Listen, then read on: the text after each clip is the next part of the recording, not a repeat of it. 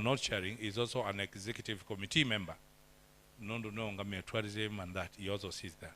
So the 10 plus the 2, we are 12.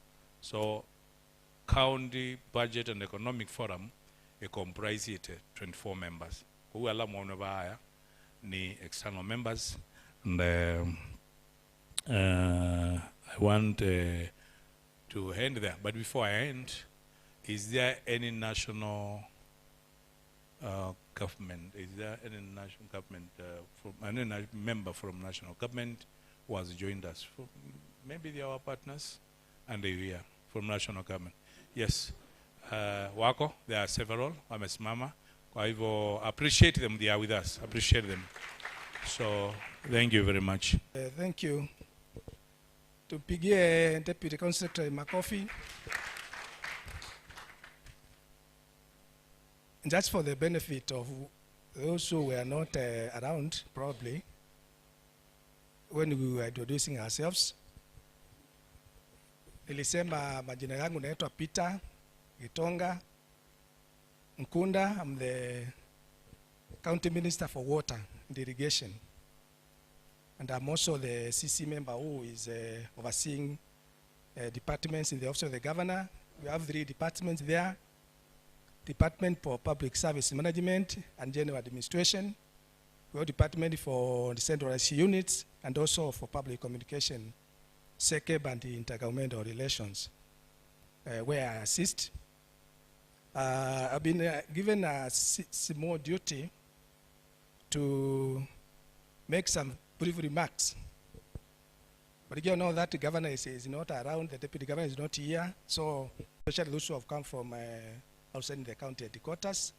So feel much welcome on behalf of our governor. Public participation, as my brother said, Shadrach, here is a very, very important tool for governance. If you look at our constitution, and our governor likes quoting our constitution, he is a stickler for the rule of law. If you look at Article 10, which talks about national values and the principles of governance, you find there participation of the people as one of the national values and principles of government, along with others like patriotism, sustainability, issues of social justice and all that, which we adopted in 2010. And so our governor is usually very, very passionate about ensuring that we follow the law.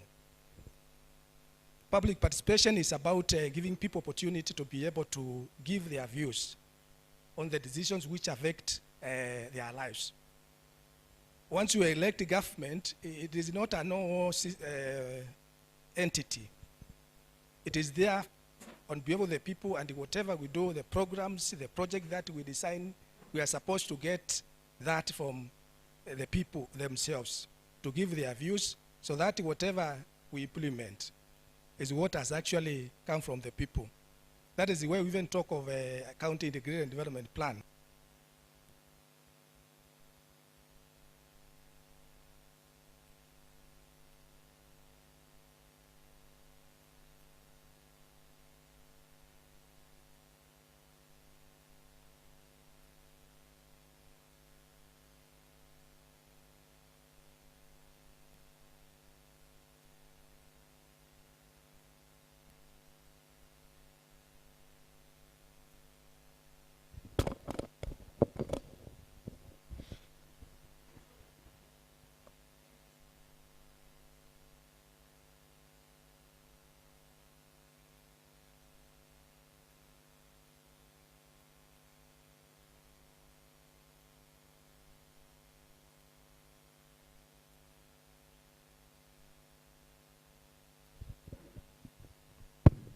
Thank you, David. So for me, just to encourage you, as we present, because one of the key agenda today actually is around fiscal strategy paper, where the ministries are going to present their broad plans for the next financial year. All the 12 departments, because although we have 10 ministries, we also have Office of the Governor, where there are programs, and also the Deputy Governor. So there are 12 departments. which I'm going to present what they are supposed to be doing for the next 1 year. So just to encourage you to be very keen, let's listen to the ministries. They present their broad objectives, whether it is trade, whether it's education, the water, and other sectors.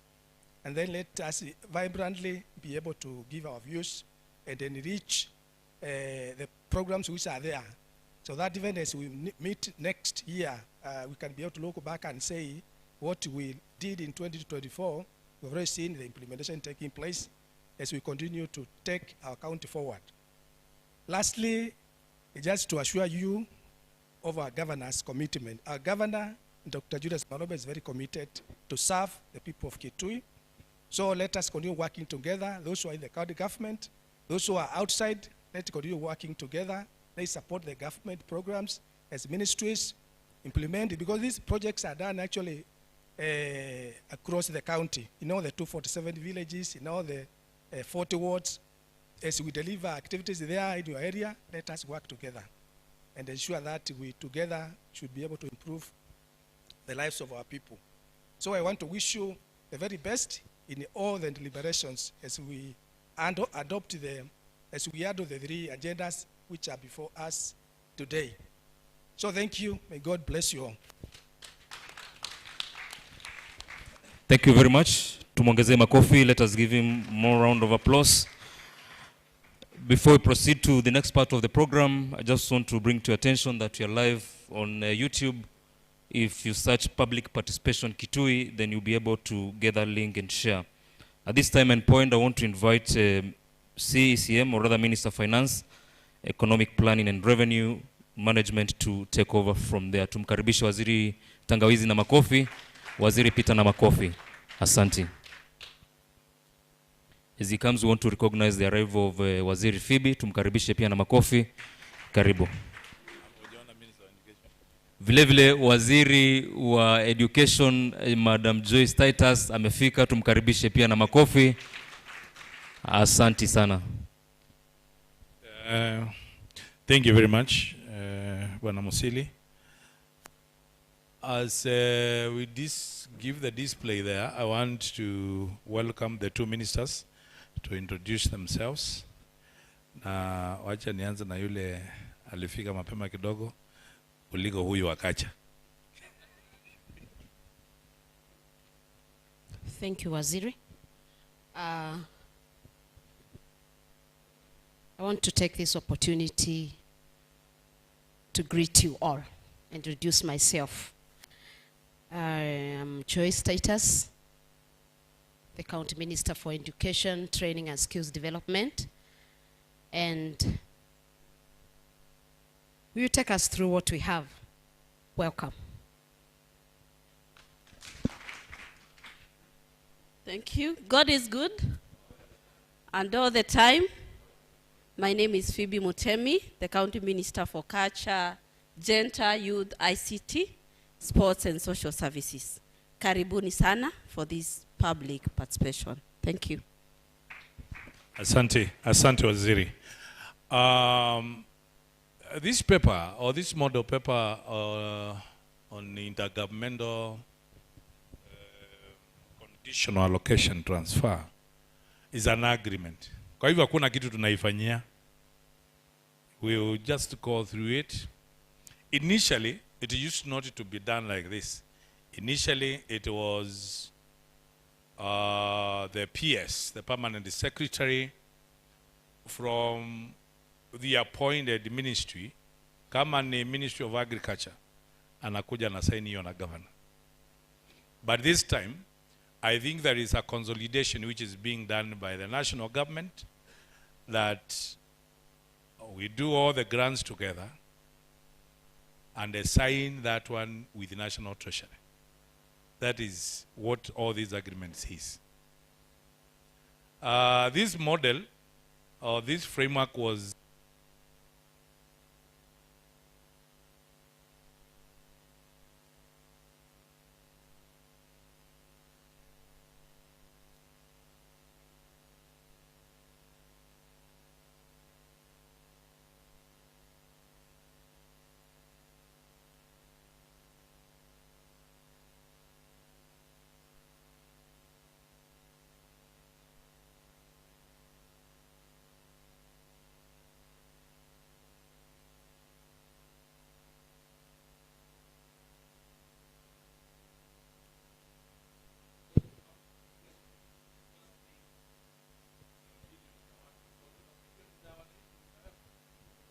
this is an agreement. Mnaelewa vile nauliza? Nasema. Yani, this is just for you to note. This is for you to note. Because you cannot change the agreement. The agreement is drawn by the National Treasury. So it is brought to the public for you to note. Then I personally asked the person who is in charge of finances in Council of Governors, because National Treasury is not authorized to talk to us directly, got to talk through county, the Council of Governors. Nikamuliza, so why do we need to take it to the public? Akaniambia, we need you to take it to the public. They note, so that none of you can go to court to say he never saw, never heard of the agreement. So this paper is there for you to note. But anyway, the Public Finance Management Act, I think it was changed. I mean, it was amended, and they introduced section 191A to E of the Act, which requires that the National Treasury and the county government have to enter into an intergovernmental agreement for the purpose of additional, for the purpose of grants. Initially, nimesema hatukuwa tukifanya hivyo. Initially, ilikuwa PS anasign na governor direct. Lakini saa hii, tunaona National Treasury wamejiposition. Wako hapo, na sisi tuko pale. So, for the sake of this, we decided that we had to submit to the agreement, which is actually customized. And the customization is what is below there, that the Additional Allocation Act of 2023 allocated Kitui County government grants amounting 562,088 and 49 shillings.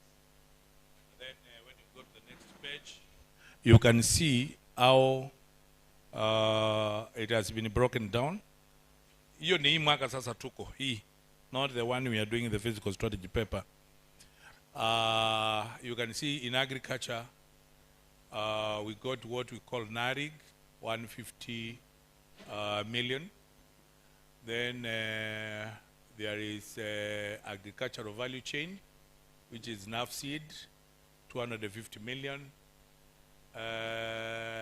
That World Bank on emergency locust and response project, we got 103 million. Then there is the agricultural sector development support program. Two, we got 1 million, 1.2 million. That, all that is in agriculture, is in the Ministry of Agriculture.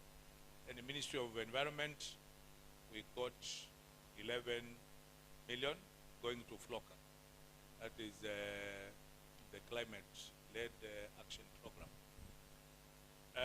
In Health and Sanitation Ministry, we got 16 million, which goes to primary health care in developed context, given by the total 562.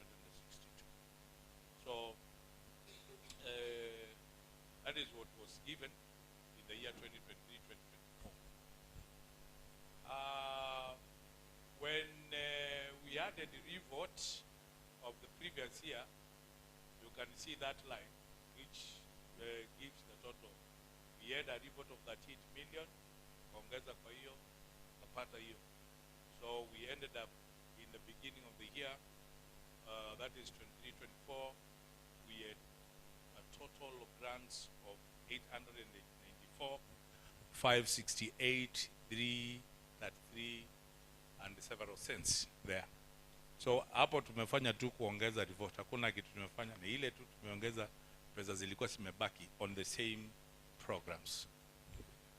So this model of intergovernmental conditional allocation transfer agreement is based pursuant to where I reported the law, section 191A of the Public Finance Management Act. Hapo inasema the agreement is, this is a format which they have brought.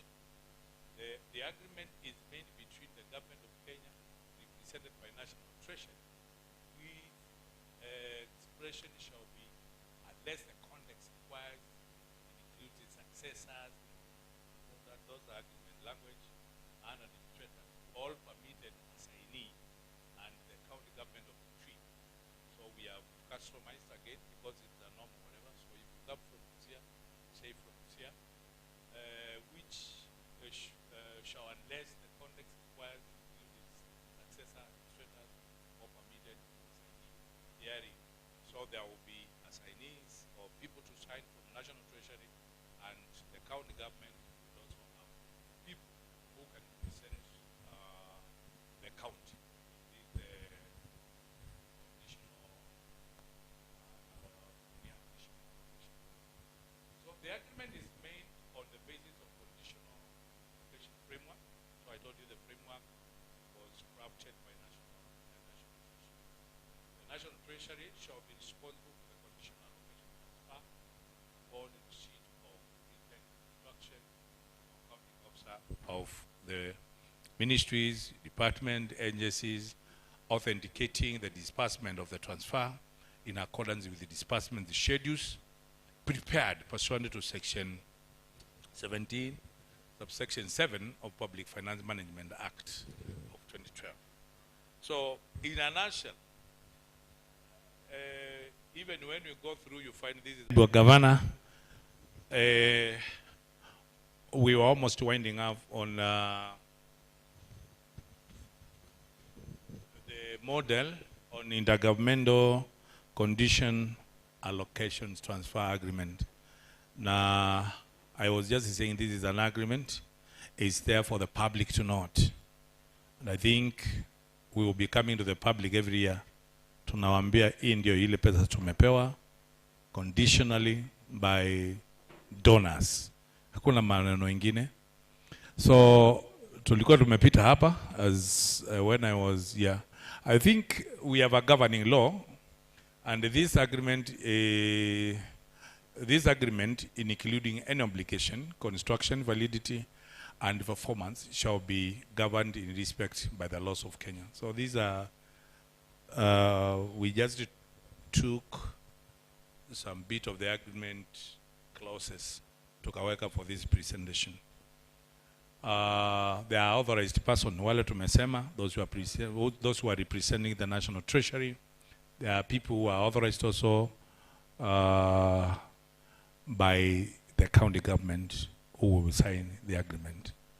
So we are at the level of maswali, that is end. Kuna maneno ingine. Kama kuna swali naweza kuchukua moja mbili.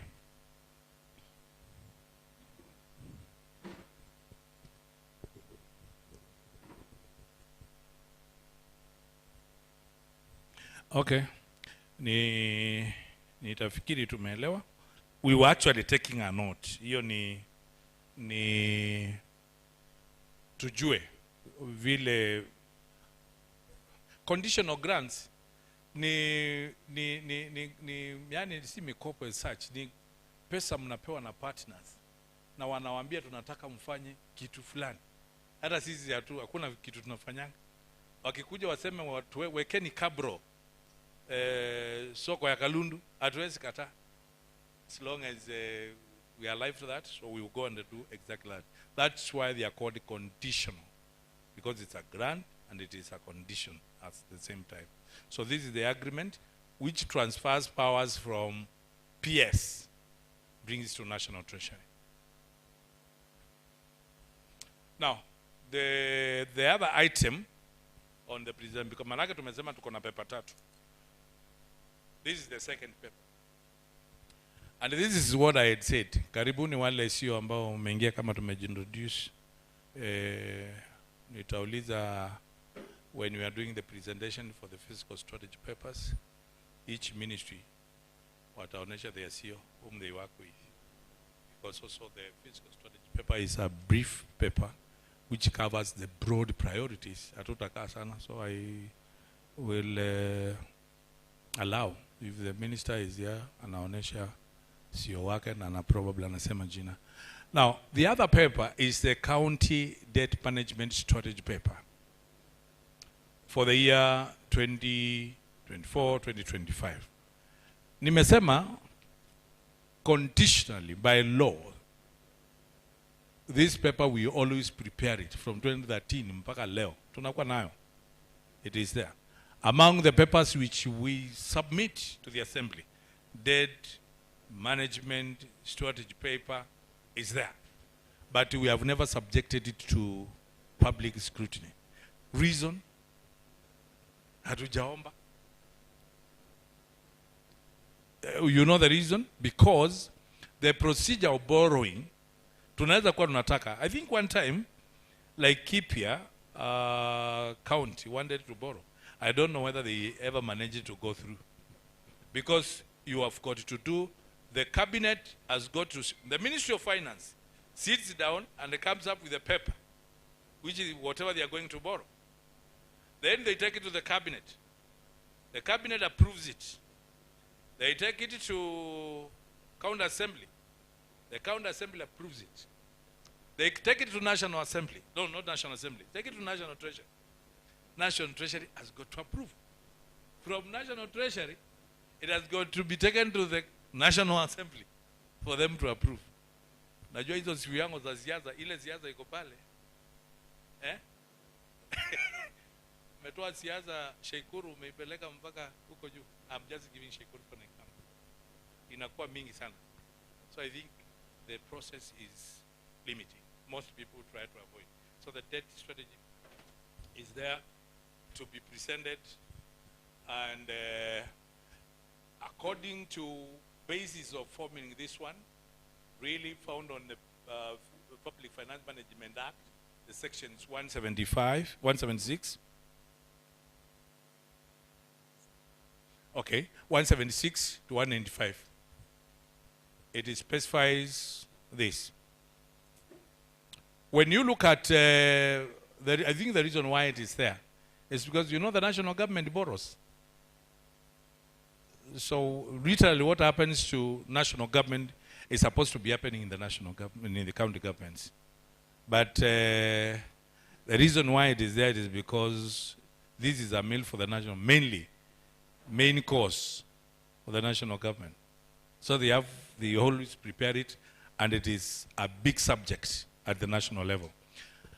So the annual submission of this is submitted the same day we submitted the fiscal strategy paper.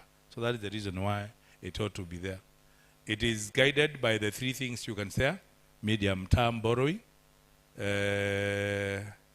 which Kitui County has not done; cost risk evaluation. So if it has not done, we cannot evaluate what we have not done. Optimal implementation recommends strategies of impacting future borrowing. So literally when you look at, you have not borrowed, what do you need to evaluate on risk and all that. The management goals, that's the debt management goals. Concessional terms. You have to prioritize the borrowing. Prudent levels, maintain borrowing prudent levels to ensure physical sustainability. That one is also, yote imewekwa kwa hiyo sheria ya Public Finance Management Act. Aims of debt management: ensure timely servicing and the management of county financing requirement. Meet payment obligation at the lowest level. Maintain a prudent, should not bear financial burden of present debts. I don't know whether that one is followed, but those are the equity the concept. I ensure that responsible and sustainable financial practices are followed. The constitution anchoring, it is anchored in a framework basis, which is anchored in Chapter 12 of the Constitution of Kenya. The relevant articles are put. You can follow them. They are there. It's much about maintaining the sustainability. I said Kitui County is not a major deal, we no borrowed. Developing of domestic debt market. That is also important when you are borrowing. Institutional measures will also be followed. Then we have the debt management unit. We don't have, because this is not anything we have gone to. Verification and audit, the terms are there. Budgetary allocation is given. Fiscal framework assumptions. Utilize robust assumption and the forecast in the fiscal framework to enhance the accuracy of the financial planning and decision making. We got the revenue targets, just like the way we have revenue targets here. The national, the KRA also given, is the main collector for this country. They are also given their own target. Timely remittance is also a matter to consider. Procurement and the budget adherence, compliance, is also given out. There is setting of debt limit, saying most of this we are just doing them as routine. Because retailary we have not borrowed, but for the sake of tomorrow, we never know that tomorrow may be borrowing. There is a threshold. Public debt shall not exceed 20% of the most recent audited revenues, or 2% of the national GDP, which is, or whichever is lower. Then debt service cost, annual debt service cost should not surpass 15% of the most recent audited revenue. The medium-term management strategy, the consideration one is the fiscal responsibility principles, which are set in the Public Finance Management Act section 107. Then again there you can now check on the prevailing macroeconomic condition, the market conditions, and other relevant factors impacting borrowing needs. Domestic borrowing criteria, capital project expenditure, the requirement is given and the criteria. Reasonable terms, the cash flow is considered, approval. This one must be approved by the relevant county government entity, and then before we fund the project, all the projects you are doing must be aligned to devolved functions which are in the Constitution of Kenya. External borrowing by the county, this is the process. Borrowing proposal to the cabinet for approval, that is what I had said before. Then submit the signed agreement, the sessional paper, to the county assembly for approval. Then submit the final draft loan financing agreement to the cabinet secretary. That cabinet secretary, this national treasury, requesting for guarantee of the final loan agreement. The cabinet secretary shall seek the recommendation of the intergovernmental budget and economic, that is IBEC, and also consult the Attorney General. On approval, the cabinet secretary shall prepare a loan agreement, a loan guarantee, and submit it to the, not just the assembly, to the National Assembly. Tumetoka huku kwetu tumeenda National Assembly. Factors considered in that, then you will have all that. When you are doing debt management decisions, you must consider debt cost, budgetary risks, then debt rollover, examination of debt rollover capabilities and implication to ensure smooth refinancing and debt repayment process. Then the other one is the market impact and activities, legal compliance, information management, and a risk management framework. Implementation strategy. The county will work with the national government and other stakeholders, that is County Assembly, Intergovernmental Budgeting and Economic Council, Attorney General, to actualize the implementation of this strategy. In conclusion, this strategy is a framework for prudent debt management. The proposed debt management structures should be made operational as measures of strengthening the debt management strategy. On further accumulation of pending bills and the payment of verified bills, the county government will ensure that it implements prudent debt management practices and the policies for sustainable debt position. That is the end of the paper. Practically, like what I have said, is that debt management strategy paper in Kitui, we do it as a formality. Mheshimiwa, rafiki zetu wako pande ile ingine. So in Kitui County, we do this one as a formality because we have never borrowed. And we have not borrowed. I think for the last 10 years I was in the assembly, I never saw any submissions of any borrowing paper for approval. So, maswali.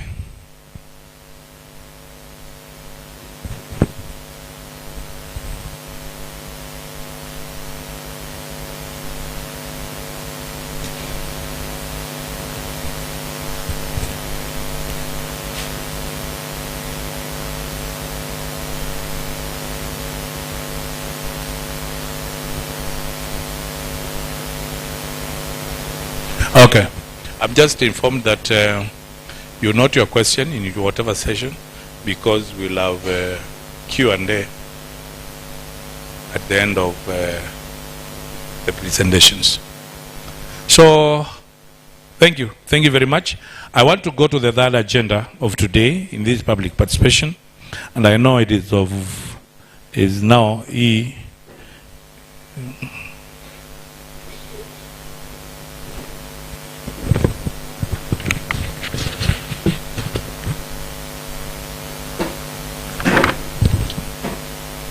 So now, let's just go to the main paper,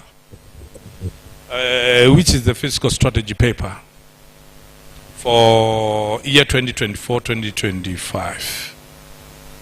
And this one we are going to do it in a different way.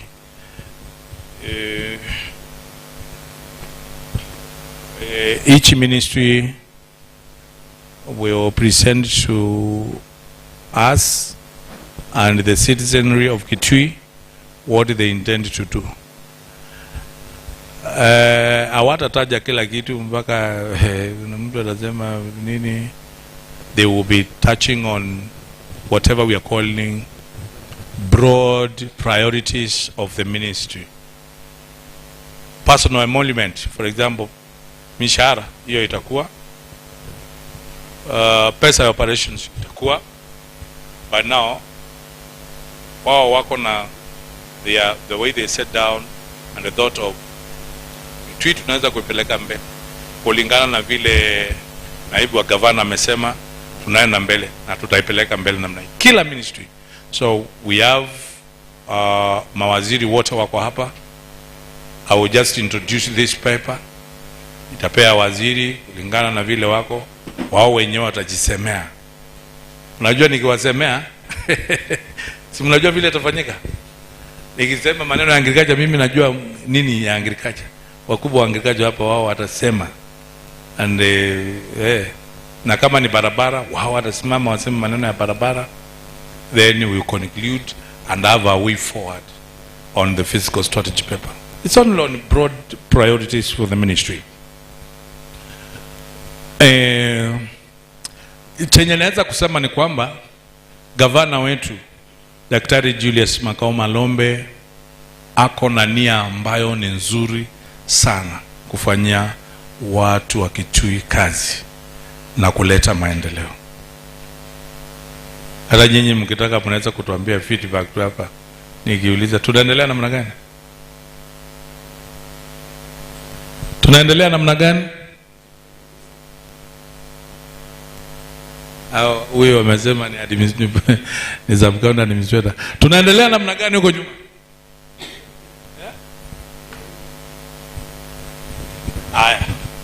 So I just want to give the background of the paper, give a bit of introduction, alafu nipeane resource envelope. Tuko na pesa ngapi ambayo tunatarajia. Naongea maneno ya kutarajia kwa sababu pesa haijagawanywa kufikia sasa. Mbunge wamefungua wiki hii na wakiingia ndio wanaenda ile inaitwa DORA, Division of Revenue Allocation, waende kwa UP. waitoa hapo waipeleke ile wanaita County Allocation Revenue Act KARA. Kwa hivyo hapo ndipo tuko. This is a draft. Why is it a draft? Because hata saa hii tukiweka figures, these figures are subject to change. Fiscal strategy paper inafanyia nini kwa ministries? Inafanya kitu kimoja cha muhimu. And this is how we do it in Kitui County. Tunakaa, the department of ya kufanya mipango ama economic planning, they sit down na wanagawanya pesa ambayo tumepewa. Ministry hii iko na kiasi ya pesa, nyinyi endeni mtuambie mnataka kufanya nini. Ministry hii mko na hii kiwango ya pesa. So this is a paper which gives ministries ceiling. Swali ni kwamba, can they surpass the ceiling? Yes, they can. If anything happens which convinces the Minister of Finance that he can write a memorandum to the county assembly, if it is passed, hata ikiwa imepitishwa, we can change the ceiling. If anything happens which the ministry can convince the Minister of Finance to write a memorandum to the county assembly for changes, yes, it can be done. Si tunafanya kazi kwa pamoja, waheshimiwa? Yeah. Na waheshimiwa ni watoto wetu, na sisi tunaona umuhimu wa kubadilisha ceiling. Jambo lingine ambalo naweza kusema hapa, because I think you have been very much tied to these ceilings. The ceilings you get here, they are not permanent there. They can change. They can go up, they can go down. And especially when we are doing the real budget. The real budget, itaanza hapo, maybe hiyo mwezi tutaenda mwezi wa 3, so that we can have it submission to the county assembly on 30th of April. Lakini tutakuwa tumewapatia kiwango, tukawaambia wewe uko na milioni 800, jipanga na hiyo. Wewe uko na 500, jipanga na hiyo. Wewe uko na 600, jipanga na hiyo. So this is the purpose of the fiscal strategy paper. Now, because we cannot cost projects right now, chenye watasoma tu ni kusema sisi tutajenga barabara, for example, sijui kama hiyo ndio wameandika, they will just say an item like roads. We are doing 1,000 upgrading of roads in Kitui County. Hapo kuna details mingi imewachwa, hujui ni wapi, hujui, unaona, hujui ni sehemu gani, but they will go to final details when it comes to the budget. The county fiscal strategy paper is enshrined in the law in section 117.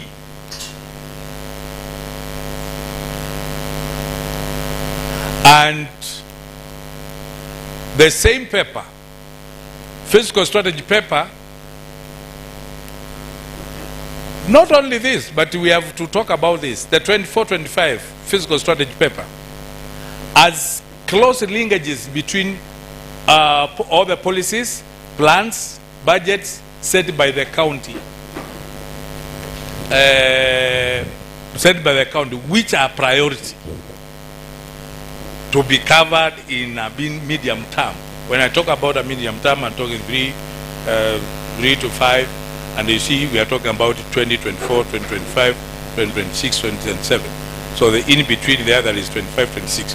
So that's a period of 3 years. The theme, which we get this theme, is here to hapa, lakini tunapata kutoka kwa BPS, ile mnaita budget policy statement, which comes then from the national government or national treasury, ni bottom up economic transformation agenda for inclusive growth. So that is their slogan, which we are basing it on. The fiscal strategy paper of 2024-2025 has been prepared taking into cognizance of all these documents. One is CIDP, which we passed, which I think it is in use. We also passed ADP 2024-25, which is I know it is there. And then the manifesto of His Excellency the Governor, the 16 development priorities 16 development priorities, which we term them again as Kitui Promise. They are also factored because the governor, Kitui County, campaigned on that platform. So it is an important document which also is referred when we are making the fiscal strategy. The other one is what I was saying, the budget policy statement. Hiyo ni ya national government. Ni lazima chenye tunafanya hapa pia kidogo kinashikana na kule juu. So as much as we are making this, by the way, the fiscal strategy paper here in the counties, in the national government, they call it a BPS. Huko waiwiti fiscal strategy paper, wanaita budget policy statement. So we borrow, we try to borrow, because county is a small section of the country. So we borrow from the BPS.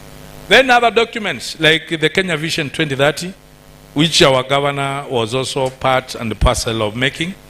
And there is also the fourth medium term plan, which we also refer to, consider in some areas. And then we have the SDGs. So those are areas in which, when we are making fiscal strategy paper, we've got to make reference from. The 2024-2025 resource envelope, we are saying projected, because I told you the allocations have not been done, but there is a sequence in which we move from exchequer. This year's exchequer is moved with a certain percentage. We have said we are likely to get 12,643,894,344 shillings. That is the projection, which includes, one, equitable share. That's the money which forms the biggest part of the envelope, 88.49, forming 11,188 million. Then we are projecting our own to collect 600 million. This year we projected over 660 to collect, and you are saying that next year we will be able to collect 600 million, which forms a small population, a small amount of money, 4.75. And then, you remember the agreement we are doing? We are projecting that this year we will get 855. Remember, ya mwaka huu yenye tulikuwa tumepata ilikuwa 562. So we are projecting that we are likely to get 555, 889, which forms 6.77 of our resource envelope. So now, having reached there,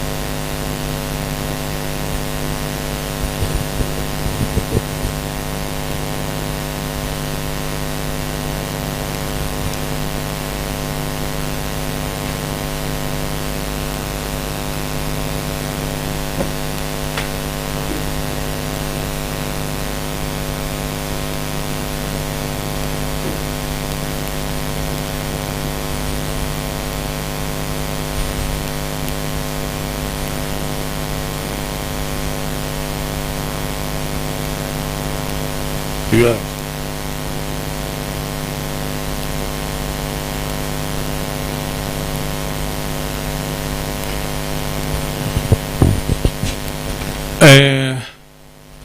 So, this one is not in my presentation, so I had to call it from a different table. Na sitaki nisome maneno ya P, sitaki nisome maneno ya operations, sitaki nisome maneno ya recurrent or development. But there are figures which we need also to note, we are also governed by fiscal responsibilities in whatever we do.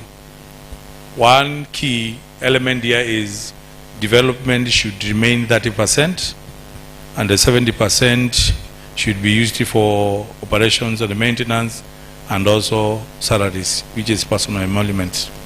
So I think we are veering up to this far. And what you are seeing there, these ceilings, I started by saying they can change.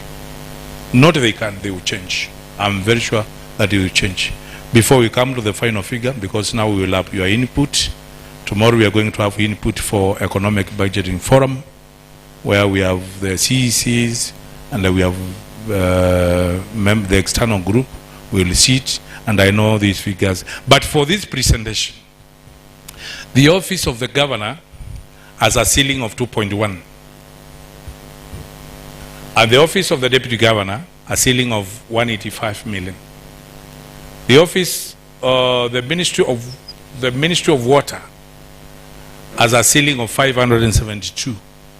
That is water, Ministry of Water. I think there is water and what? And irrigation. Ministry of Education, ICT and Youth Development has a ceiling of 930 million. Ministry of Roads, Public Works and Transport has a ceiling of 1 billion. The Ministry of Health, 3.8 billion. Ministry of Trade, Industry, MSMEs, Innovation and Cooperatives, 535 million. Ministry of Energy and Environment, Forestry, Natural Resources and Mineral Resources, 203 million. Ministry of Gender, 145 million. Ministry of Finance, Economic Planning, 450. Ministry of Finance, Ministry of Agriculture, Livestock, 879. Ministry of Housing and Urban Development, 313. Public Service Board, 70. Ministry County Assembly is also included here, 1.1. Then County Municipality, Kitui Municipality, 175. Mwingi Municipality, 91. Total 12.6 billion. This was important for me, mainly to mention. And at that level, I need now to give, because now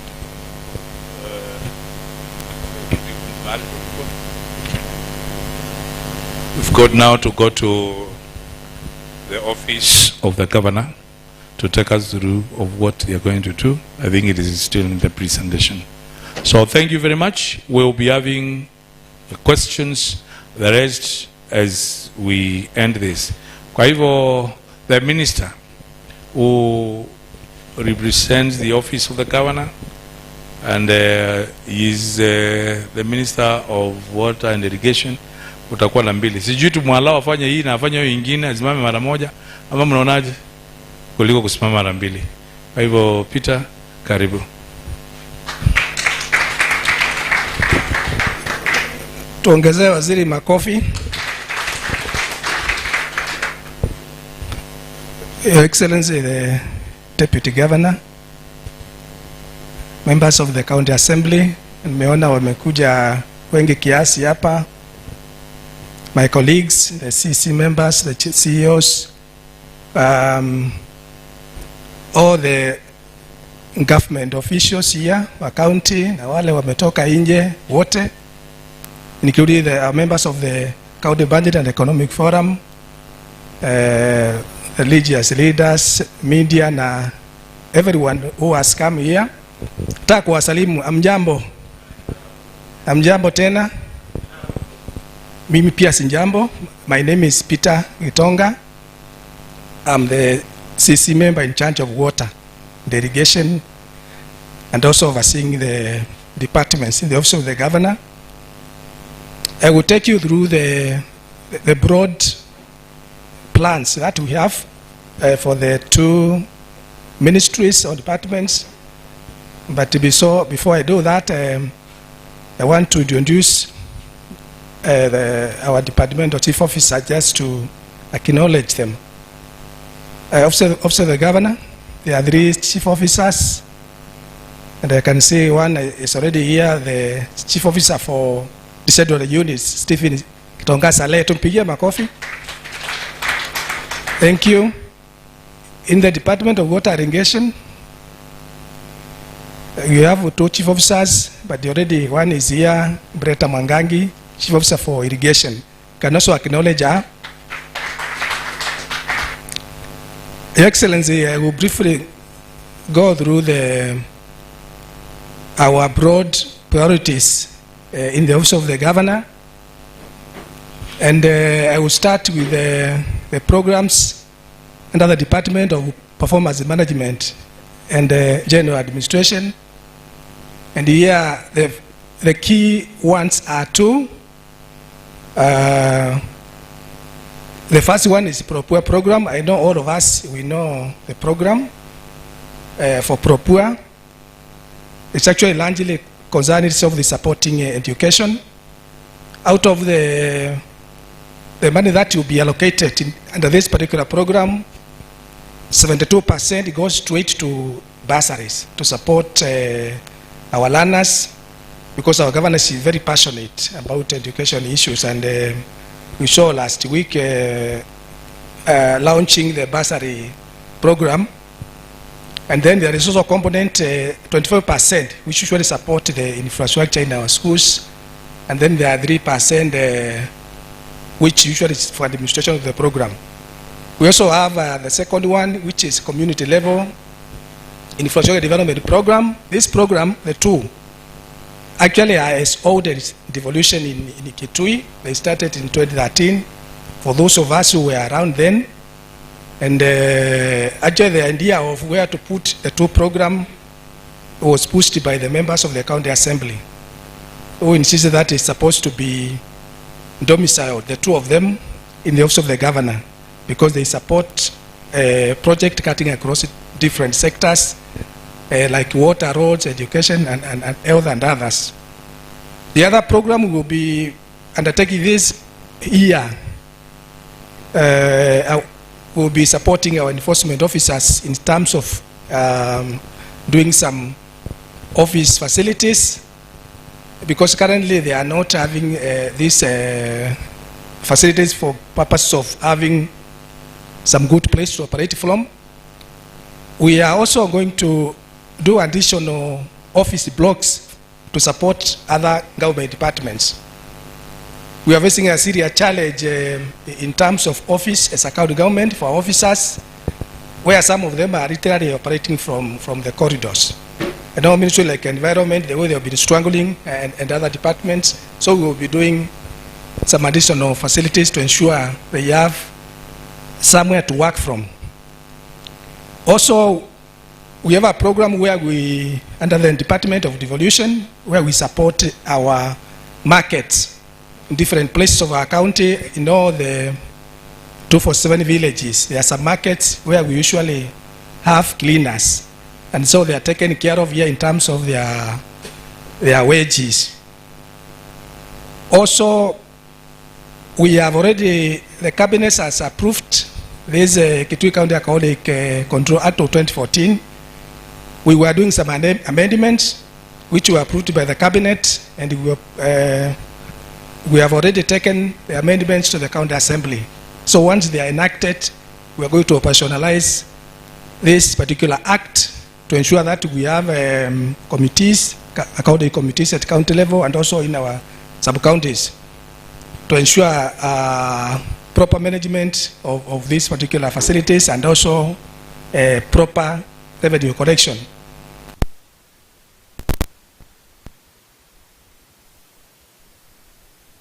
Of revenue, even at the national level. So this is one way to enhance local revenue, our own source revenue. We also have a program for civic education, I think this one is clear. We will also be constructing additional police stations. I know most of us here, you know already we have a program where the National Police Service and the county government have a MOU to be able to establish the police stations around our eastern border. 8 in number, all the way from Kanziko to Sekuru in the north, Kanziko in the south. Already we have done 2 in Ngomeni, Mandongoi, and also another one in Muda, and the others which are ongoing, like Tuambui, Nivokiamato, also I mean in Endau Malani, and also in Mumbai in Nivokiamato, which are ongoing, and also Katumba in Nguni. So this program will be completing the ones which are ongoing, as well as starting new ones, the 3 new ones in Inu, Kanziko, and Sekuru. And finally, we will also be completing our ward offices. Every ward, we have 40 wards, and there are administration blocks which have been done there, and most of them are not complete. So what we have been doing is increasing every year. We are completing a number of them, and we believe that in the next few years we are going to have all our wards having fully functional ward administrators' offices, which can also help to host other officers in different other sectors in our wards. Now I want to go through the broad priorities in the water sector, water irrigation sector, where I'm also the CC member. And Your Excellency, the first program is drilling and equipping of boreholes. You know, boreholes is one of the projects which are really benefiting our people in terms of water. Luckily, we have some drilling machinery. We have 2 rigs which we are currently utilizing. As I speak now, one is in Kiomo Kedhani ward doing a borehole there. So we have this program of drilling boreholes and also equipping. In some cases, you find that through, especially KILIDI program, communities recommend drilling on boreholes. And in that case, now the ministry comes in to be able to ensure once a borehole is done through KILIDI, then the ministry can be able to equip it. Because usually the monies which are available from KILIDI program can only do up to casing level.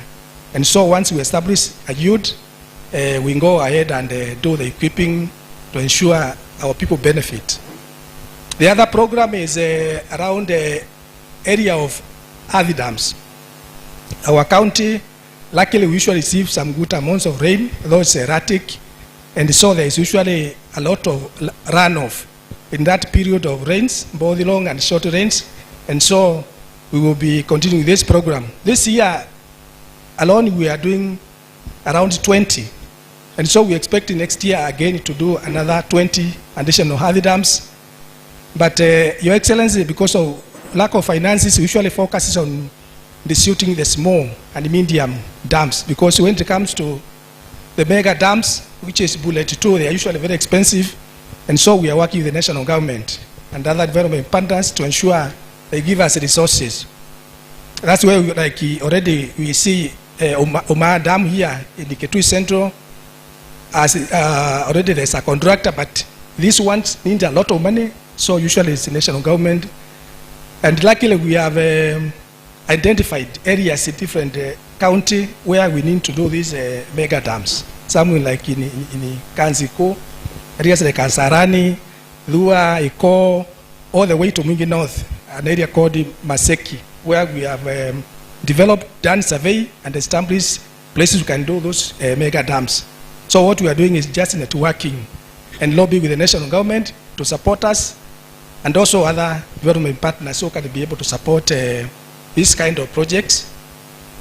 The other program is around extension of pipelines, where we have a good source of water, like IUD boreholes or existing water infrastructure.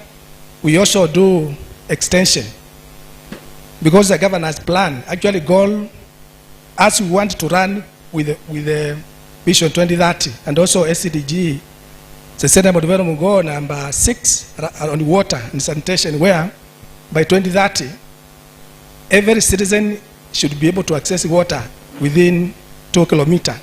And that is what we are focused on now. So part of achieving that is doing pipeline extensions so that people can be able to get water close to where they live, rather than having to go to all at the central point long distances. The other program, and this one is something we already began. It is what we call sample water supplies. Your Excellency, you know our county is very, very lucky in terms of rivers. We have very many rivers which transfers our county, and so we are taking advantage of those resources to be able to develop sample wells, and then from there we get a lot of water which we can reticulate now to our people. And so next financial year we will be targeting to do around 8 major sample wells, one in every sub-county, and then reticulate water to the areas around there in our focus to ensure every county citizen in Kitui is able to access water, safe and clean water, but also very reasonable distance. And finally, Your Excellency, is around, the final one is bore hybridization. Most of our bores currently, and most of you know, some of them are hand pumps operated, and and then others are on these gensets. Others, they use electricity, but we want to go solar, because you realize that with the current electricity bills, and also issues of diesel, and also issues of petrol, it's very expensive to operate this, especially for our rural communities, rural water schemes. So we have a plan where every year we are targeting several of our existing water sources, where we can be able now to solarize them. We put solar so that our people can be able to operate them in a more cost-effective manner. I think that is the end of my presentation. Thank you so much for listening.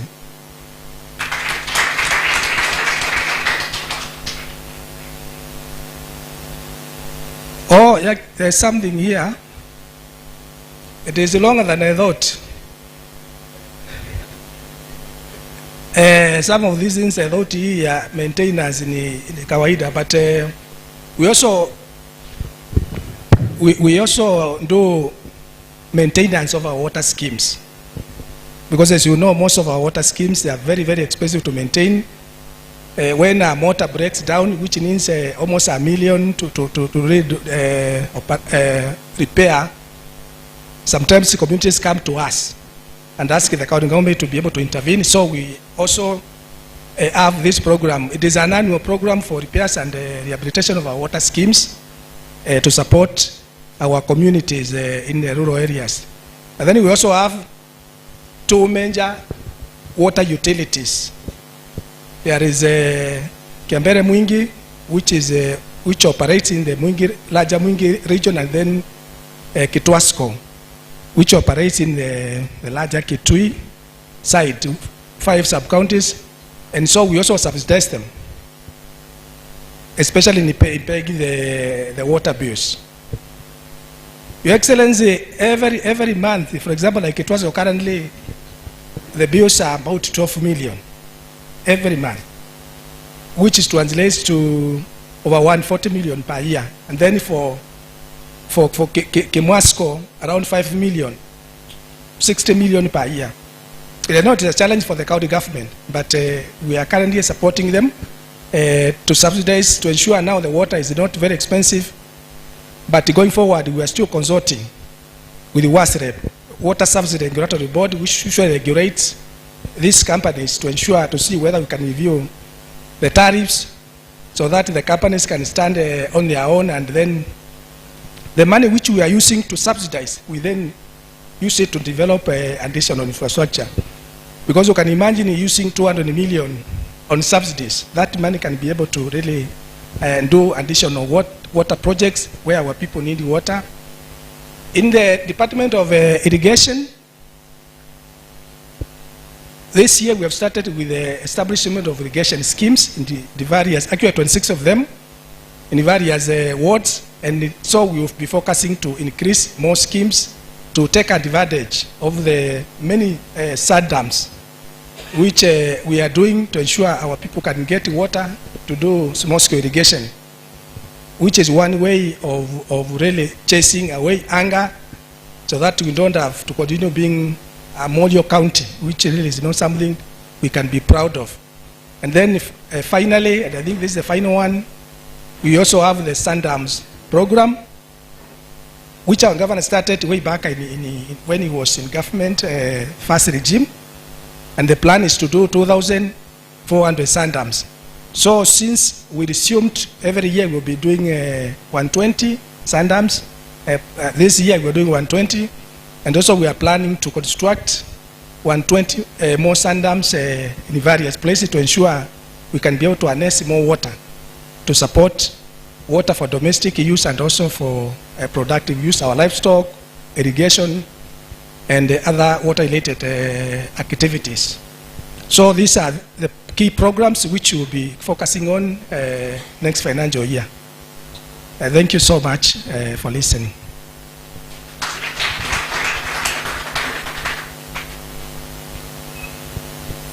Thank you very much. Mwongezeni makofi tafadhali. Huyo ni waziri ambaye ako na nguvu, ako na ministry mbili.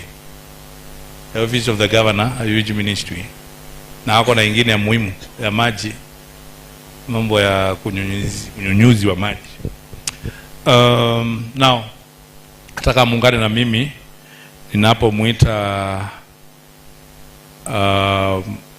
the CCM and also the Office of the Deputy Governor is also the CCM, Deputy Governor wetu, na pia ni waziri.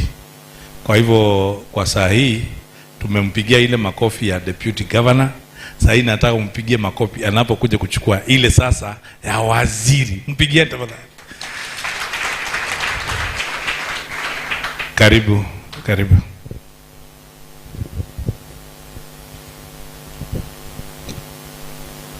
Okay, good afternoon. As you are aware that apart from being the Deputy Governor, the Excellency the Governor has also allocated to my office some extra responsibilities. That is in performance contracting, disaster and emergency services, together with the Ministry of Tourism, Hospitality and Game Reserves. Performance contracting is what we are using to measure whether our ministries are performing and whether we are giving the service delivered to the people of Kitui in the right way. And we have a cycle for performance contracting, which also needs to be allocated some funds, where we identify the targets, performance targets for the ministries. After we allocate the budget to the ministries, we have to go back to that budget and see the projects and the programs that are in that ministry, and then we set targets as per the budget for that financial year. So we also identify those targets, then negotiate with the ministries. We call the minister with his team, and we go through all the targets to make sure they are the right ones and the entire budget is fully covered. Then there is a vetting and a review to make sure that they have good quality, and then they sign the performance contracts for that financial year. Once it's signed, at the middle of the year, we have the mid-year review, which I've already carried out in June for the financial year 2023-24. We did in June, no, not in June, in January, sorry, last month. And all the ministries underwent through the process of the mid-year review. Then, at the end of the financial year, we'll do the evaluation, moderation, and then the ranking of the ministries this is done based on the previous financial year. Like in December, we did for the final quarter of the financial year 2022-23, and I think you were with us at Idokwe when the announcements were done, and we know how the ranking was, although that was a pilot. This financial year, it's going to be more strict and more serious, so let's make sure we do the right thing. And then that's the time we release the results for the performance evaluation. In the Department of Disaster and Emergency Services, we are in the process of developing the Emergency and Response Center. We want everything to be coordinated from one central command here in Kitui so that it can be disseminated to other areas. If an emergency case is reported in Nekuda, it's going to be done at the emergency center. There's going to be one source of command so that the response can be swift and accurate. So we are in the process of doing the response center. We're also doing the assembly hall for the rescue team. You know, like during the El Nino rains, from October to December, we had several cases. We lost around 7 to 8 lives, and we don't want this to happen. So we want to have a response team that is going to do the rescue activities. So they are going to have an assembly hall, a dormitory for them to be there on duty 24/7, so that in case of anything, there's somebody to respond to any emergency case. We are also going to install the water hydrants, the high pressure ones, so that water is available for any fire incidences. And then we also acquire some firefighting trucks, and we also need a rescue vehicle for this rescue team. If you have gone to other counties, you'll find, like in Machakos or even Makueni, you'll find they have those rescue vehicles, the responsive vehicles, where the team, like the divers and what have you, and if there is an accident, there is a team that is sent to the scene immediately whenever there is a case. So we are going to procure that, and then we want to install an ICT infrastructure at the response center for ease of communication. And we're already talking to various people so that we can have a state-of-the-art equipment, which is not connected to the mobile telephony. It's going to be a standalone the system, so that we don't rely on the network imeanguka sijui nini. Every minute you can call and get somebody at the response center. And then we want to map the county and see where disaster is prone. We have seen there are some areas which are prone to these emergencies, especially along the highways. We have several accidents. We have the lowlands. Those are like the recently where we had the floods in Kivu Ward, and around 17 homesteads were affected. They were washed away by the El Nino rains. And currently we have around 200 IDPs. They are displaced. They don't have anywhere to call home. So they are housed somewhere in a shopping center in a place called Karunga. So these are the kind of things we want to arrest mapema ikijulikana.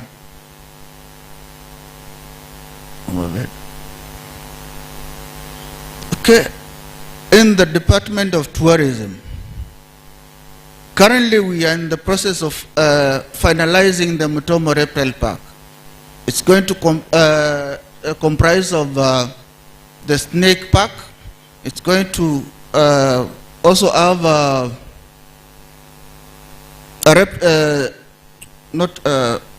crocodile pen and other amenities where people can go and learn. And by the end of the day, we want to have this reptile park as a learning center where we can do venom harvesting, so that we can do the snake venom harvesting. Then we are currently doing the cages for the snakes, and by the end of this month it's going to be complete. But now we need to finalize the snake house by doing the floor and the ceilings. We are under the guidance of the National Museums of Kenya, so that we don't do anything substandard. After that, we're also going to do the ablution block. Then we'll stock the place now with the reptiles. We are calling them reptiles because they are different varieties. The snakes are there, the crocodiles are there. We have those big, the pythons and what have you. They are going to have their own separate section.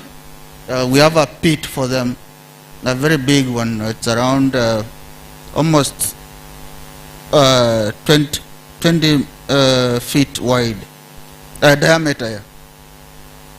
That one is ready. It's a matter of doing now the protection and everything to make sure it's secure. Then we finalize with the gate and the windows. Then we move to the Kalundu Eco Park. Currently, Kitui is growing. It's a municipality, and there are no recreation areas for people to go and rest. We don't have even we have a small thing here we call a park near the High Court, which is not enough for people to go and rest and enjoy. So what we are planning to do with the Kalundu Eco Park is to upgrade it so that we can have a small animal orphanage.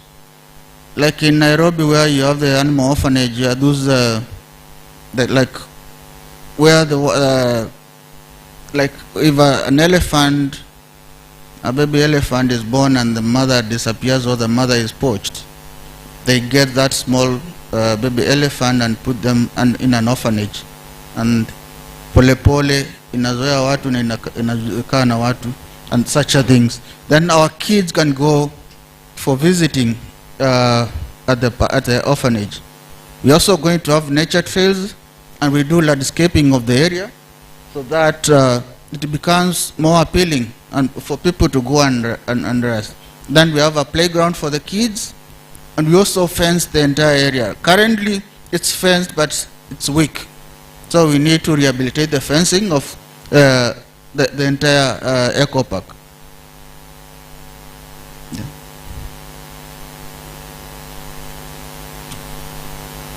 We have other tourist attraction sites in our county, where we have the Iko Valley in Migwani. We have Yanzu Rock just next to Nzambani Rock. These are areas where people can visit and enjoy. So we are looking at getting a parcel of land in Bazaar Viewpoint so that it can become a picnic site for our people, where you can go out and see the marvels of the world. Then we also need to do some shades, toilets and water provision in these areas. We also need to fence the land in Zambani Rock so that we have our ownership.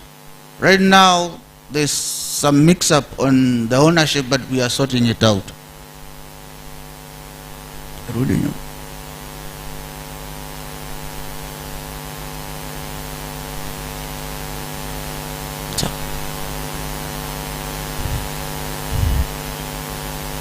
In order to operationalize our game reserves, we have two reserves. We have the Mwingi Game Reserve and we have the South Kitui Game Reserve. And as you are aware, maybe some of you don't know, Savo East, 46% of Savo East is in Kitui County. Although tunafikiria iko Taita Taveta, but 46% of it is in Kitui, and we are not utilizing it. So we want to make sure that we utilize these resources. They are natural resources that we are supposed to be earning from and getting revenue from as a county. So in Mwingi Reserve, we want to construct the George Adamson's entrance gate. This is where 4 reserves and parks meet for 4 counties. We have the Meru National Game Reserve, National Park. We have the Kora National Park, and then we have Bisinadi Game Reserve that is in Isiolo, and then we have the Mwingi Game Reserve. They all meet in one point at George Adamson's bridge, and here that's where the entrance gate is. There's no way you can go to Meru without passing this bridge. There's no way you can go to Kora without passing this bridge. So that's the most strategic area where we want the gate to be, so that we can collect revenue for the county. And then we also want to make sure there is that campsite and a picnic site at George Adamson's. They are well renovated so that people can invest in that area. We also need to do some access road in the reserve. And then when we move from Mwingi Reserve, we come now to Kanyonyo Conservancy, where we require to do some 33 kilometers of access road inside the Conservancy. Then we do the distillation of the water pan at the Kanyonyo Conservancy, and also do a rangers camp at the same place. We are in the process, in collaboration with the national government through KWS, to fence 143 kilometers of South Kitui Game Reserve. Those who are privy to the geography of the South Kitui Reserve, it touches the Savo East National Park. All the way from Adi River in Ikuda to a place called Katumba. After passing through Kalambani Gate, there is a gate at Kalambani. There is a place, not Katumba, a place called Emumba. The area is fenced. But from Emumba all the way to Kalambani in Muda, it is not fenced. So we need to fence that 143 kilometers. And we are in talks with the KWS so that we can partner and do the fence. Although there will be some contribution from the county government and another one from the national government. We are also in the process of finalizing the memorandum of understanding and review of the management plans, and also we want to have a conservancies bill established. Our people are yearning to earn money from conservancies. Kitui, we don't have a working conservancy. The Kanyonyo one is not yet fully operational, so we want our people to earn from the conservancies. Those who have visited other areas, you go to Taita Taveta, there is a community conservancy called Lumo Conservancy. You find people are grazing their animals, and at the same time they have the wildlife there, and they're earning money from it. If you go to Samburu, you go to Isiolo, you go to Narok, you'll be amazed by what these people are earning from the conservancies. So we also need to empower people so that they can earn from the conservancies. We are in the process of training our rangers so that they can occupy these areas that we are establishing the camps. We have one camp at Kalalani in South Kitui, which is under renovation currently during this financial year. And then we have another one in Kaningo, where there is an entrance gate to Mwingi Game Reserve. The other one is at a place called Masiongwa. So those are the areas where we want our rangers to be in addition to the Mutomo Reptile Park, the Kalundu Eco Park, the Kanyonyo Conservancy, so that we can have the entire county covered. And in the near future, we plan to increase the rangers. In order to make the place attractive and known by our visitors, we also plan to do some marketing familiarization tours together with the media houses. I've seen the 4th estate here. Joanna, I've seen you somewhere. taking photos. And we want to go with these teams so that we can showcase what Kitui has. We have already done 2 expeditions during the financial year ending the June 2023, and we have created the video so that we can see what is happening in Kitui in both advanced areas. We have 2 gazetted bird areas. One is at Mutitu Hills, the other one is at Mumoni Hills. And these ones are already working, and we have some support groups there. So we want to empower these support groups in these 2 IBS. That is, Mumoni is number 66 and Mutitu is number 67. This one, even if you Google, you find them, they're already gazetted. We have an endemic bird which is only found in these 2 places. There is no other place in the world where you can find this rare species of bird. Unajua Mkamba na any word starting letter H lazima breathe ndani kwanza ndio waseme. There is a bird called Aedes bubbler. It's only found in Mumoni and Mutitu Hills. So it's a very it's endemic to these areas, and many people will come to bird watching in those 2 places. We also need to support religious tourism. We have the Museve shrines, and we also have the Yanzu shrine, and then we also have the Ikuda AIC church, where the first missionaries landed in Kenya. And there is some collaboration we are doing with the German embassy so that they can assist us in renovating that area in Ikuda. But for these other areas like Museve Shrine and the Yanzu, that one we have to do it on our own. So we have to allocate some funds for this. We also need to brand the attraction sites.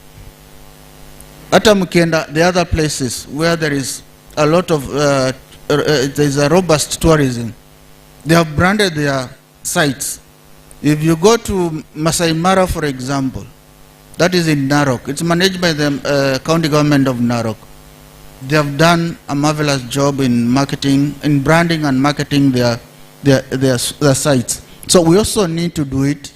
We also need to do infrastructure in these places in Mumoni and Mutitu Hills so that people can, the nature trails can be there. And then we can invite investors to do some zip lining, some camps there, tended camps, and then we'll be earning from tourism. Shrine, we also need to do, there is no public toilets at Museve Shrine. There is no resting area for the pilgrimage. So we need to assist the pilgrimage people to come and be able to have some easy time in that place.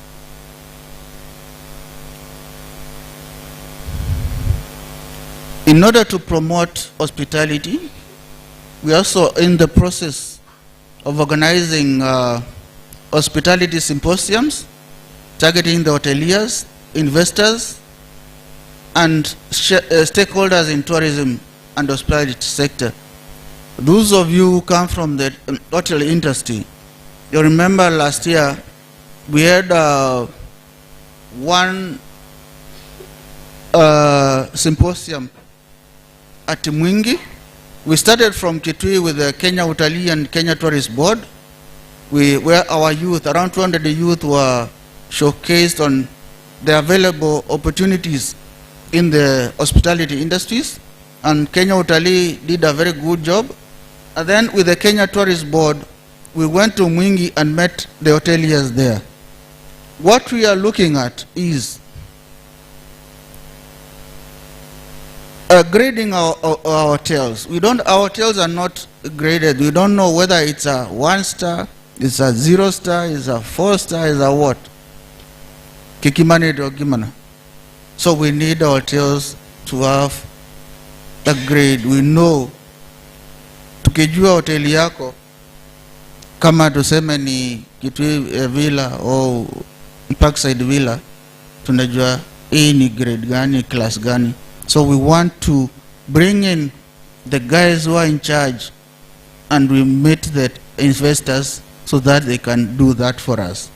We also planning to bring back the Miss Tourism, which we wanted to come back in Kitui. It used to be there before during the first term of our governor, and it died kidogo kidogo. The same way the agricultural show died, but we want to revive it so that there can be some what do you call? It's also some a form of local tourism, because people move from other areas to come and witness these beauty pageants. And we also need to formulate a tourism investment policy, and all these will cost money. So with those few remarks, thank you so much.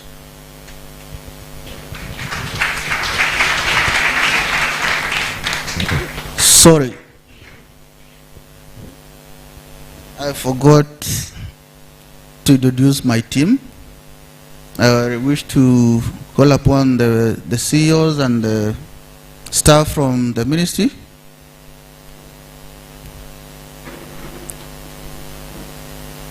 Right here we have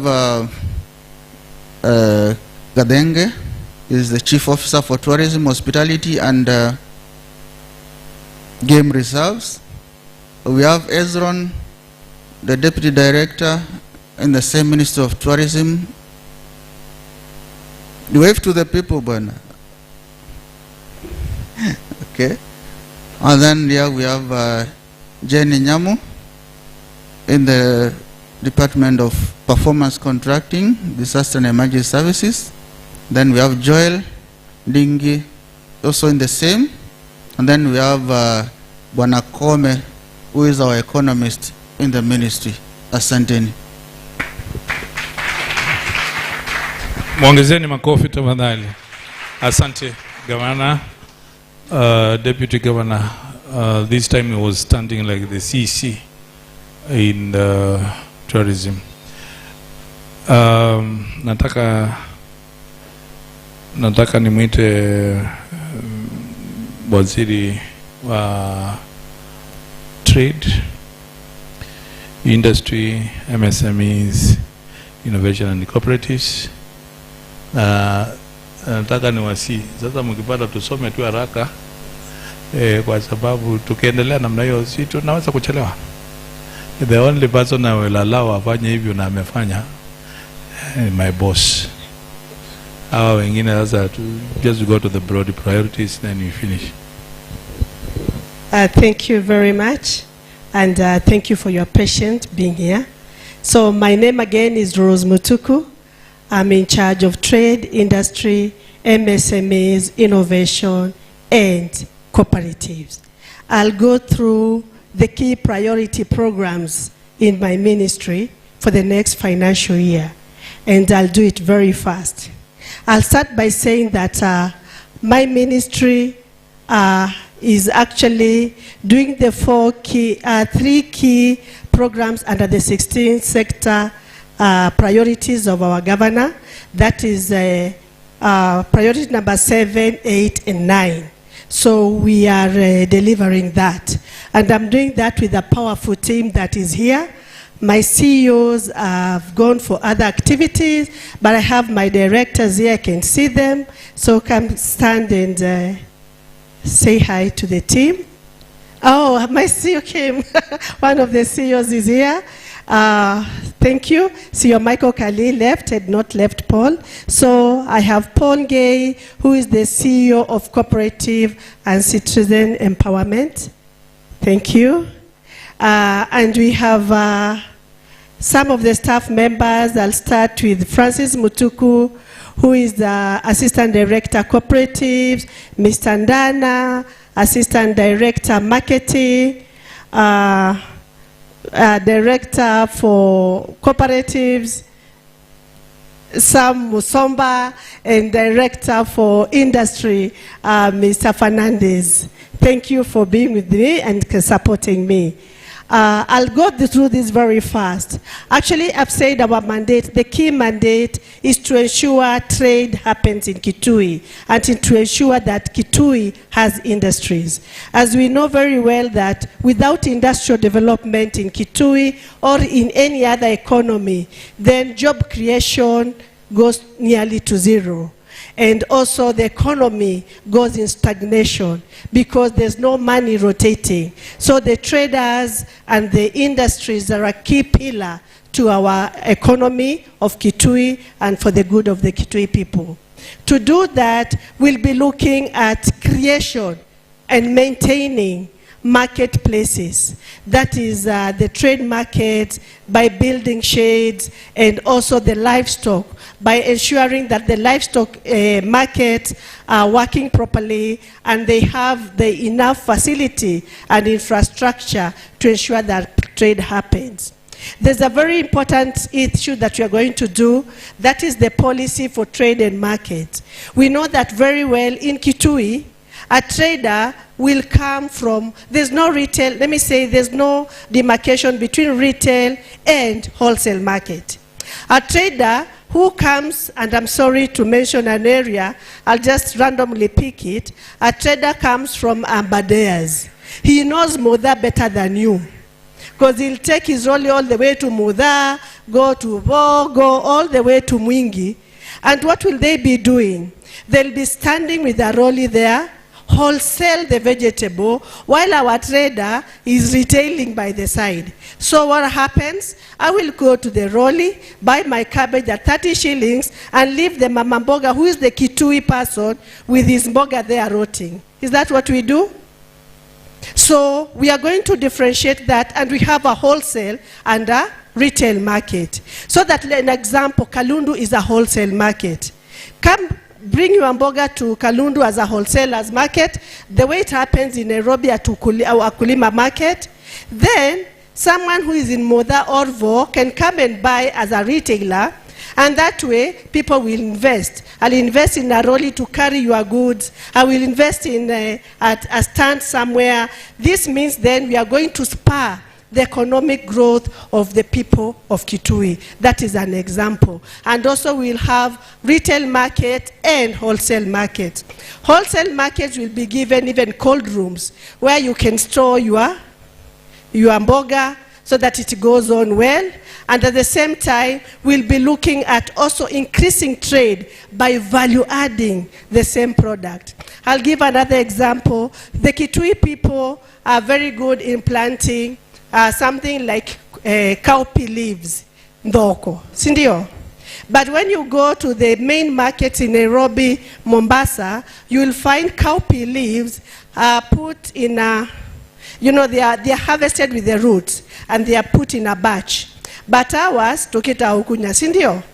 So what will happen is we'll be struggling to irrigate sukuma wiki and spinach, which is a very expensive affair, while ndoko, that will have just uprooted and done it even like 6 times in a year or more than that, is left to the rainy period where we will be pinching the mboka, and then it has no market. So we'll be looking at also working together with other ministries, Ministry of Agriculture, Ministry of Water and Irrigation, to ensure that our children and our youngsters, our youth who are irrigating by the riversides and by the dams that we are creating, are going to plant marketable products. We'll also be establishing dumping sites and waste bins in the marketplaces so that we don't dump, and the marketplaces are smelly, they're attracting, let's say, what do you call them? the the house flies will go back to the products and start spoiling them. That's about quality management, and we'll be working around that. We'll be organizing together with the Ministry of Agriculture trade fairs to ensure that our people are actually demonstrating their products. We know we have honey, we have so many products that we can demonstrate there.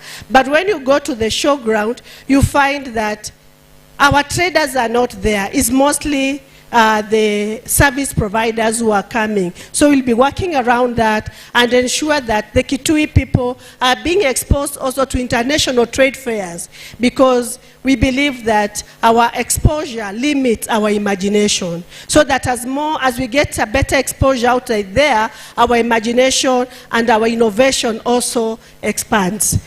We will be working also in installing security lights to ensure that 24 market economy happens. We will be supporting cooperative societies. This is really key. When we say cooperative societies, we look at them as a very small unit. We know that with cooperative societies are the ones that developed Europe. If you look at the other agricultural value addition developed counties like Murang'a, Kiambu, Meru, Embu, everywhere, you hear these big cooperative societies. However, when we put our cooperative societies here, we look at them as chama. So we need to look at our cooperative society as an integral unit of aggregation and trade. So that when we produce our products like ndengu today, the ones who are harvesting ndengu, in the next week, hakuna mtu yuko na ndengu.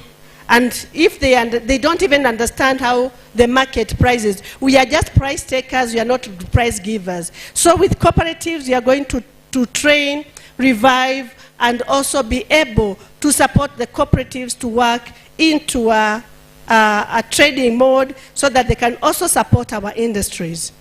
With that, we'll also be able to brand and market our products in Kitui and outside Kitui. Branding is only not the signpost. We know that Kitui is a big destination. Tourism has just talked about it here. But we need to brand Kitui, people to know Kitui. Because outside there, people think Kitui is this dry place where they are waiting for molio, cynically. So we need to market to Kitui, people to understand Kitui has potential. Even the soil in Kitui is very fertile, and we can do lots of things. So we'll be looking at our marketing and re-looking at our marketing strategy to ensure that even in our team, we have foreign direct investment marketers so that they can market Kitui, not just look at branding and putting signposts all over. So we will be doing also operationalization of the county economic and investment zones. We had Kivest 1. We are going to work with Kivest 2, operationalize. And the people of Kitui, tafadhalini. Tukisema, let's come together as a cooperative, let's do it seriously so that we can get Kitui moved to another level. We are looking at not only the agricultural sector, we'll be working together with the environment, energy, mining, to ensure that our cooperatives, we've started even with the border, having cooperatives, and ensuring these cooperatives become a unit of economic stability in the county. As we are doing that, we will be establishing an industrial park at Kanyonyo. Kanyonyo has over 50,000 acres that belong to the people of Kitui. Of course, some of this is leased out, some of it is settled by other people who are Kituians. So we'll be talking to create space for industry. You know, in Kitui, in Nairobi, people go to industrial area, is it? But Kitui, there's no industrial area. So we are going to develop an industrial area there. We've already carved out 1,500 acres of land, which we have already demarcated. We ceded it back from Yata B2, who are sitting on over 23,000 acres of Kitui people's land. And they were kind enough to say, though the lease is not over, we are going to cede back 1,500 acres. In this 1,500 acres, you are an investor. Your neighbor is an investor. Any other person is an investor. Some people are saying, munapatiana land. We will not be giving land. We will be leasing land for development. If you go to Nairobi today and you want to start something, an industrial area, you'll either lease a go down or lease a space where you are going to put up a go down for a period of time to ensure that you set up an industry and it moves on. That's exactly the same model that we are going to use. We'll be leasing out space for anyone who feels that is an investor and who are going to create employment or a processing unit, whatever size, within 6 months of leasing. And then with that, we'll be working together to ensure that Kitui Industries grows. And I think that is my purpose being in Kitui today. And I'm looking forward to see that we grow the industries. In this year, we wanted to conduct an investors conference, but we'll do it in October this year. You are all invited, so that we bring quite real investors, foreign and local, who are going to invest. Not just, we don't want to have a talk show where friends will be serious investors who are willing to start investing in Kitui, putting up industries in the shortest period possible. So with that, then, we'll be able to establish the value addition and value chains for our products that we are growing in Kitui and grow more of that. So thank you for listening to me. Thank you.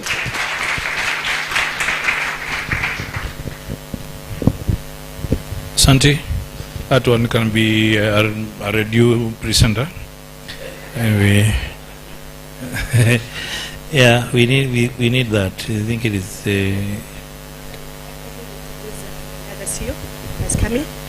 Thank you. Now that you've come, you can introduce yourself. The other CEO, my other second CEO is here. Thank you, Wasiri, and thank you all through Your Excellency, the Deputy Governor. Ingwendo mukeria muyaseo, muyayimuzeo, amabinda onze, kwa majirwa ni doamutizia, Michael Wakali, CEO are trained. Join us in this journey to build a better Kitui. Thank you. Tafadhali waziri nikupea uzipe hao wote ni wanasiasa. Sema jina yake. Manake tukianza si vibaya kuuliza mwaini kana mwaini mozio. Lakini tukiulizwa mara 20 tutachoka. So, Ministry of Education. Ministry of Education.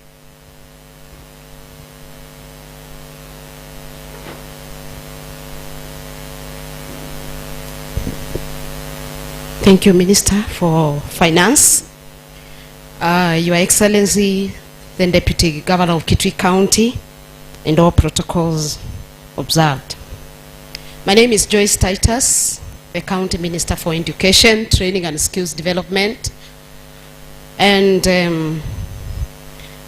I will not ask whether God is good, because we know He is good always. Because of time,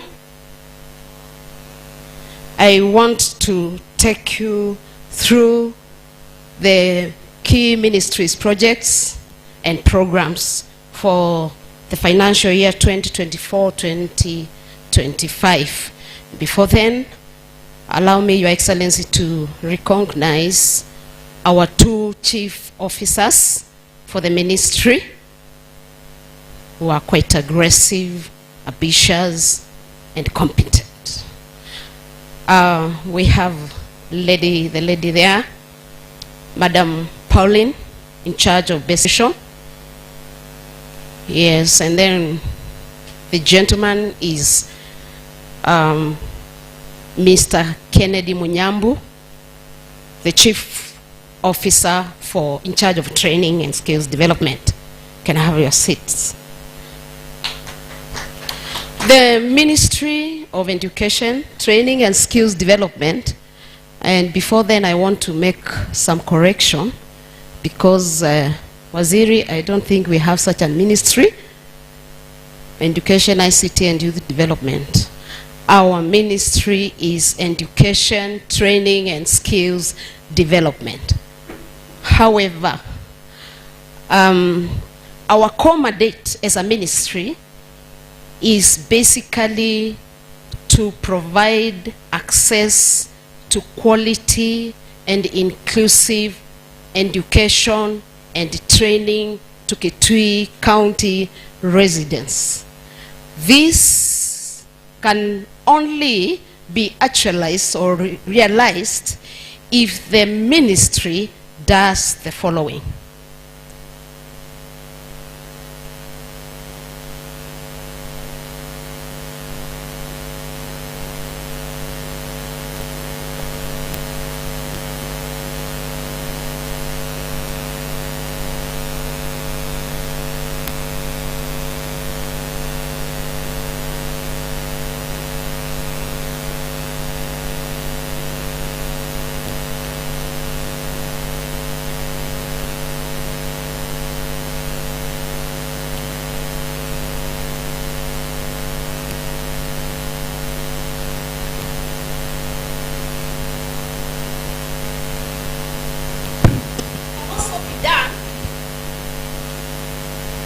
Rather achieved through provision of adequate supply of learning and teaching materials and training tools, and also through the improvement of infrastructure. With such, then we are able to provide access of quality and inclusive training and education to Kitui County residents. So basically, the ministry's key projects are as follows for next year. Construction of ECD classrooms. We thank God, I'm not going to talk much. We thank God for the CLIDIP, because through the CLIDIP projects, the Kitui residents are good. They know that in Kisomo Nocho, so always in CLIDIP projects, we have classrooms all over. But I want to urge the members of Kitui County that when you are proposing these CLIDIP ECD classrooms, please do us a favor as a ministry. Ensure that these classrooms, ECD classrooms, are constructed in primary schools, not in churches, not in a market center, but strictly in our primary schools. Right, so next year we shall do some ECD classrooms. We will also do wash programs in ECD centers. This entails provision of water tanks, and also some toilets when the budget allows. The other projects that we want to do is training and capacity building of our ECD teachers. Not teacher, we have so many, we have 1688 teachers, so we shall train them. We will also do employment of 12 VTC instructors, and then we want to improve the infrastructure in our VTC centers by renovating the VTC centers. We also want to do fee subsidy for trade tests for eligible trainees. The other project we want to do is to implementation of co-curricular activities in our VTCs, that is to support the co-curricular activities. We also wish next year and all the years we do curriculum implementation and management of VTCs. Your Excellency, there are other projects and programs that we would wish to implement, and they are not here, which are very important. In our ECD centers, we are planning to equip our ECD centers with furniture that is age-appropriate furniture tables, colorful tables, to improve the learning environment. We also wish to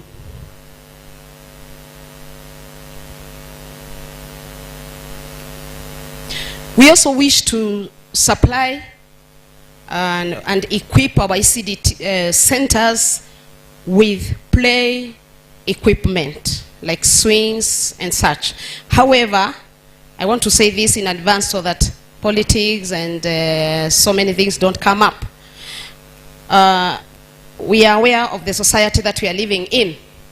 People have become so selfless and selfish, and when it comes to installation of these play equipment, we will be very careful, because we will not take this to just any school because of insecurity that we are facing in our schools. You fix some equipments, play equipments, and they are stolen and sold as scrap metals.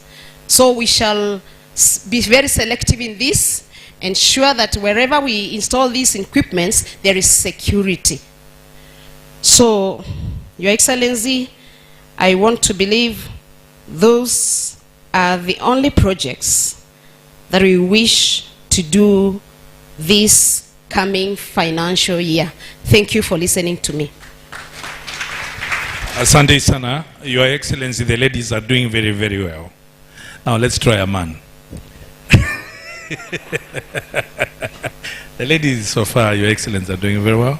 And where we are, I want to call upon the Minister in charge of Roads, Public Works, and Transport, already here. So we are trying you. Karibu. Thank you, Waziri, Your Excellency. All protocols observed. Good afternoon? Yeah. My name is Engineer Ruben Utiko, Minister for Roads, Public Works and Transport. I will take you through what we have projected we should do in the next financial year. And before I do that, I want to introduce my team, the chief officers, and another person from the ministry. I will start with the Chief Officer for Roads and Public Works, Benjamin Chamia. Where is the CEO? I had seen him here. For Transport and Border. Okay. We have Mr. Mutembei, Director of Administration. And back there, we have Mr. Mulevu, Deputy Director of Administration. Those are the team which I am with them now. Since I'm on trial, I want to start by saying our core mandate is very simple. It's construction and maintenance of road network, together with associated infrastructures like drifts. Drifts are done across rivers. Slabs is where the road is sticky or it's steep, and also there's something called road furniture, ceiling guardrails, bumps, and so on and so on. Now, next, the first one, construction and maintenance of roads, box culverts, also slabs and drifts. I've explained that. There is a program known as Industrialist Towns Program. I think this program has been shifted to the Ministry of Lands, whatever, and Urban Development. I think it falls under that division. So it's no longer in our ministry. When we are constructing and maintaining roads, we normally have two lines. The first one is funded by Road Maintenance Levy Fund, which is given by KRB.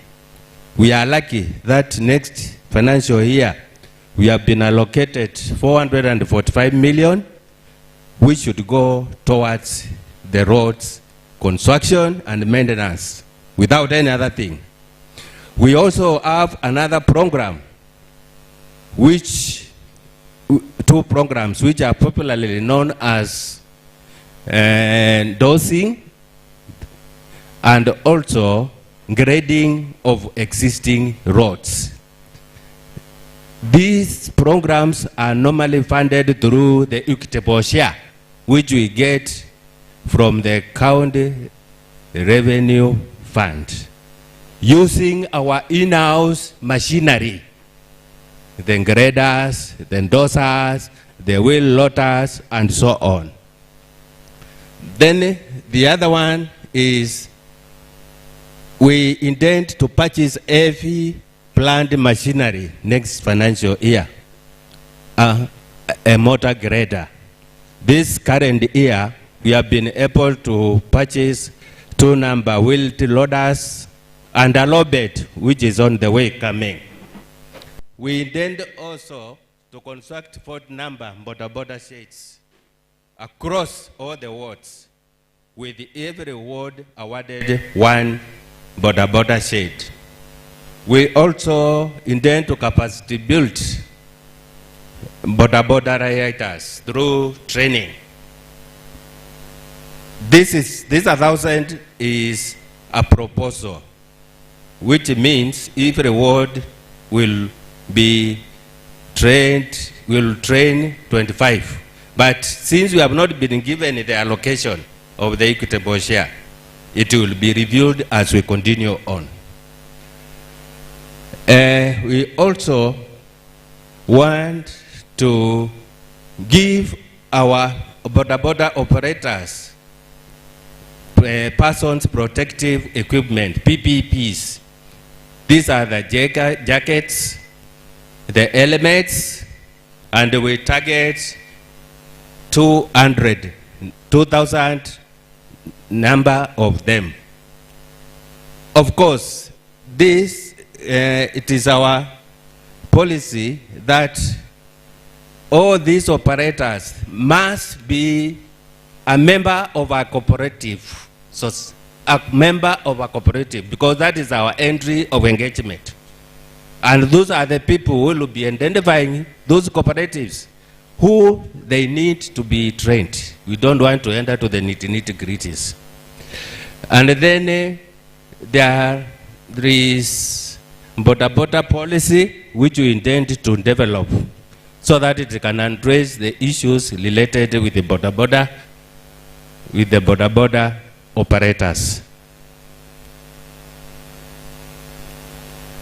And those were the programs which are here. Thank you. I think I've achieved 95% as we are people from the East. Ni wewe uko na kikombe sahi. Sasa, Your Excellency,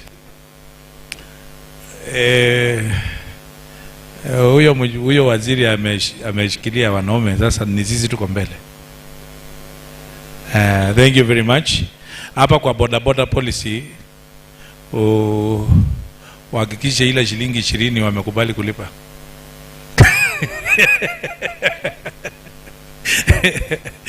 Huyu jamaa sijamuita lakini amekuja, maybe because he has seen that he is the next. Hii sio ile nafuata ingine. Unajua MC anakuwa na nguvu mingi, lakini kwa maana amekuja, Your Excellency, yote ni allow tuendelee. Sifuati hii. Sikuwa nataka waste time yake because nimejiona, so I came forward. Afternoon, good afternoon. I'm here representing Your Excellency, I'm representing my Waziri, Madam Ruth Koki. They are in a meeting with the unions, which is part of us of our job. And so in the ministry, we have 3 departments. The Department of Public Health and Sanitation, Medical Services, Drugs, and then Drugs and the Medical Supplies.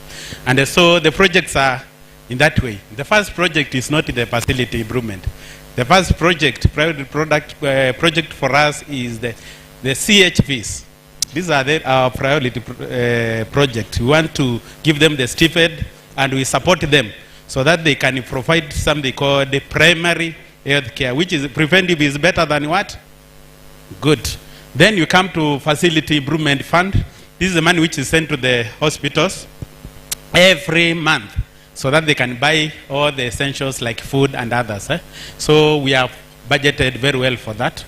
Then Daninda primary health care, you had Waziri talking about our partners. they have supported us. We normally support us percentage. Like now, they are supporting us 40%, and the government is supporting 60%. And that's where you see the county primary health care support from the government, which is number 4, project number 4. Then we have integrated health management information system. These are information system we want to put to our hospitals so that we can secure the processes and mostly our commodities so that we can digitize. Tuache kucounty moja moja kama zamani, tukue digital. So the HMIS will map the process from end to end. From the beginning, the process, the information about the patient, the commodities, and the most important again, the revenue, so that we can map it across the process. Then construction project, there are quite a number of them. We have just picked up. We have projects going on in each and every ward. So we have picked a few: kitchen at Chuso, completion of kitchen at Migwani, and there are so many construction of Zamba Gitonga, and there are so many of them, and we are following the governor's manifesto, where we said we'll build a dispensary in each of the villages, 247 villages, level 3B in each of the 40 wards. And so we are on course to that within the remaining part of the year. So we'll make sure that we do that. And you add in his speech yesterday, then renovation and upgrading and the completion of projects. There are so many of them. If I start to read, we will end the day here. Then procurement of farms and non-farms, drugs and non-pharmaceuticals. We have budgeted very well for that. Then there are health initiatives, and these are geared towards primary health care. And we said prevention is better than cure. So there are quite a number of them, and they are being supported by our partners. Like one of them is Malesbora. There is a friendly community initiatives. Most of them, they are targeting there at the primary level. Then we have the procurement of the medical equipment. So we have planned to procure like the laboratory for 8 hospitals. Then dental chair for Mwingi and the Kitui. Incubators for Mwingi. CPAP machines for Ikoda, Kitui and the Mwingi. And so many other areas across the country. Umemaliza? Kuna ingine? Okay, asanteni sana. Thank you very much. Your Excellency was not sure whether he had finished, but that was the end of the presentation. Now, at this juncture, let's try a lady who anaonekana atachukua kikombe tena. Culture, Gender, Youth, ICT, Sports, and Social Services. And you'll be correcting because I've seen ministries which their name is in the mixed. Thank you so much. Mukamba sialisie tina senyusa mulu. I hope you still have some energy remaining to listen to the remaining speakers. We are not going to take long. This is the Ministry for Culture, Gender, Youth, ICT, Sports and Social Services, where I'm the minister, and my name is Phoebe Mutemi. This ministry has 2 departments. One is Culture, Gender and Social Services, and we have the Chief Officer with us. I request you stand up, wave at the crowd. Thank you. The other department is Sports, Youth, and ICT, ended by the Chief Officer. That is Nason Kangalia. Wave at them. Thank you. We still have senior staffs of this ministry in our midst. I request that you stand up so that we can introduce you. Yeah, thank you. We have at the back, we have Philip, who is the Director for Sports. Then we have Hilda, Assistant Director, Administration. Thank you so much. Allow me to take you through the key projects and proposals, key projects, proposals, and programs for the Ministry of Culture, Gender, Youth, ICT, Sports and Social Services. But before I go to that, I would like just to mention some of our mandates. You have heard me say of Culture, Gender and Social Services. Under Culture, our mandate is to promote and preserve our culture. We have gender mainstreaming in the county ministry programs. And then we support programs which are supposed to support the youth, women, PWDs, and the elderly. Then when it comes to the other department, we are mandated to nurture and develop talents. We are also mandated to develop sports infrastructure. And lastly, we are also mandated to promote youth development. Now looking at the proposals of the programs, we are calling them proposals because the Minister of Finance said that we have the ceilings which are not final. So we have first, in order to promote and preserve culture, we are planning to host cultural festivals where we showcase our Kamba culture. This one is to make sure that our culture is not forgotten. Even our great-grandchildren know about our culture. Then we have creation of county signature song by the Kitui County Band. Signature song, this is a song that the county can be identified with. We want to come up with a song where Kitui County will be identified with it. Then we have development of Kitui County culture and heritage policy. This one is to ensure that we preserve our culture. Then construction of sample and solarization at the Lower Eastern Heritage Center. I'll talk about the Lower Eastern Heritage Center. We have a project ongoing at Sheikuru where we are developing our museum and where we will exhibit some of our things which can remind us about our culture. So the project is almost to completion and we want to construct a sample over there. Then we have infrastructure enhancement at Mwingi Library. I want to report to you that library services have been devolved. And the Kenya National Library, they added over the libraries to the counties. And as Kitui County, we received one library, which is at Mwingi.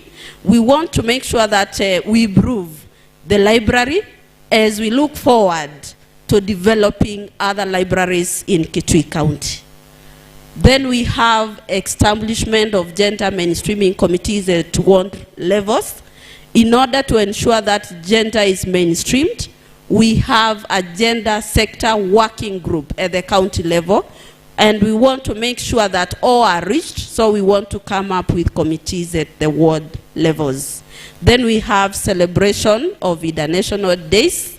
We have the Women's Day, and we have an upcoming one. Women's Day, International Women's Day is celebrated on 8th March every year.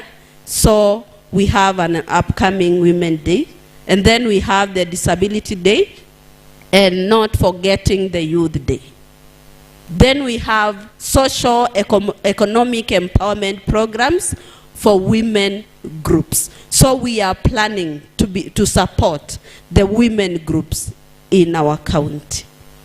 We have against gender-based violence, and some of the challenges we face is that many of us are not aware when they are abused, and others are not even aware on how to report cases in case of an abuse. So we want to do a lot of community sensitization so that we can protect our people. Then we have phase 1 construction of a rescue center. We have started the construction of gender-based rescue center at Ekuda level 4. We have fenced the ground and we are initiating the foundation So we are planning to continue the development of that gender-based rescue center. Allow me to also talk about the other department because it is not indicated here. We have also planning to come up with youth development policy. Also under the youth, we will be conducting youth entrepreneur and mentorship program through Plug in Mtaani, which we had last financial year. Then we want also to establish a youth mentorship and talent and innovation center. Then in the infrastructure development, we have engaged in improving our playgrounds so that our sports people can get somewhere to practice and also do competition. So we will still be developing other playgrounds at the ward level. Then under talent search and development, players who participated in Talanta Hela, and they have been awarded 500,000 by the Kenya Academy of Sports. Then again, we want to develop stadia. We have purchased 2 lands, 2 7-acre land, one at Mwingi, that is Kivu Ward, and we have another one at Kitui South at a place called Choani. So, very good. The score is not bad. The score is not bad, but I still think the men have not been toppled. Let me try another gentleman here. The Minister in charge of Energy, Environment, Forestry and Natural Resources, Natural and Mineral Resources. I think this is the Minister who has the longest. Baldo. The Minister, the previous Minister has the longest name, longest title. Please. And okay. Thank you. Thank you, Waziri. Your Excellency. Ametoka, okay. My colleagues and our guests, good afternoon. I think I'll also be very brief as guided by the Minister. My name is Richard Mwendandu. I'm the Minister for Energy, Environment, Climate Change, Forestry, Natural and Mineral Resources. And before I start, I wish to introduce members of staff in the department, in the ministry, who are here with us. I start with the 2 CEOs. They are present. Yep. We have David Isoy. He is the CEO in charge of climate change, forestry, and environment. Thank you. And we have Mr. Henry Nyamai, who is the CEO in charge of energy, natural and mineral resources. He said, yes, I can see our assistant director, who is in charge of administration. Just remind me your name. Cosmas, yes, sorry. Any other member of the... Okay. Let me start by saying environment, natural and mineral resources at the national level contribute over 40% of the GDP. But the national government allocates barely 5% of the national budget. At the county level, that is not any different. I know we are contributing close to 40% of the county GDP, if we may say the natural resource docket. But our budget is barely 2%. I just want to give you that because what we want to do here is based on what we get. That challenge puts a lot of constraint on the ministry. You may ask then, where do we deliver? What I want you to take home is that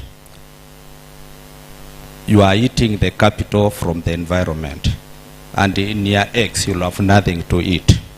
Have you ever put money in a bank And each year you can eat the interest and you'll still have the capital. But we are overdrawing our capital from the environment sector. We need to invest more in that. Now coming to what we want to do in this coming year, instead of going piece by piece, I'd like broadly to say, under environment, we want to do massive tree growing. Whether it will be in the community land, catchment, hills, riverine, urban centers, or watershed areas, it is still tree growing. Internally, we'll divide it depending on our resources, so that we can roll back this massive erosion on our forests. Of course, I don't need to explain to you how is massive erosion happening. Charcoal burning, new land open for agriculture and so on. We need to do that. But in order to achieve that, we have divided into different segments of that activity. We'll engage the farmers, because the farmers are the people who grow more trees than anybody else. We'll engage business people in urban centers. We'll engage the county government, because we have areas which are gazetted as county forests. That's what I want to say for that, although we have written them all down there. Of course, we'll also promote through community sensitization and community groups how to go about that. The other thing which I want to mention is the biggest threat to humanity today is climate change. Everybody's talking about climate change.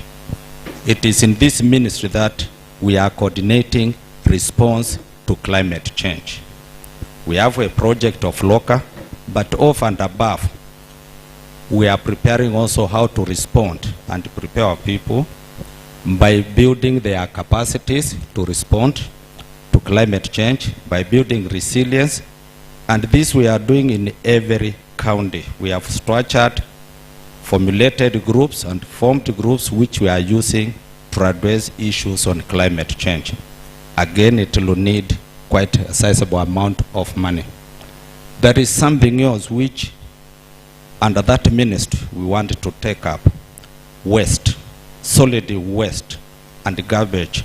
Although we are not in the municipality, we need to formulate how to go about that, so that we are able to support people to manage their environment.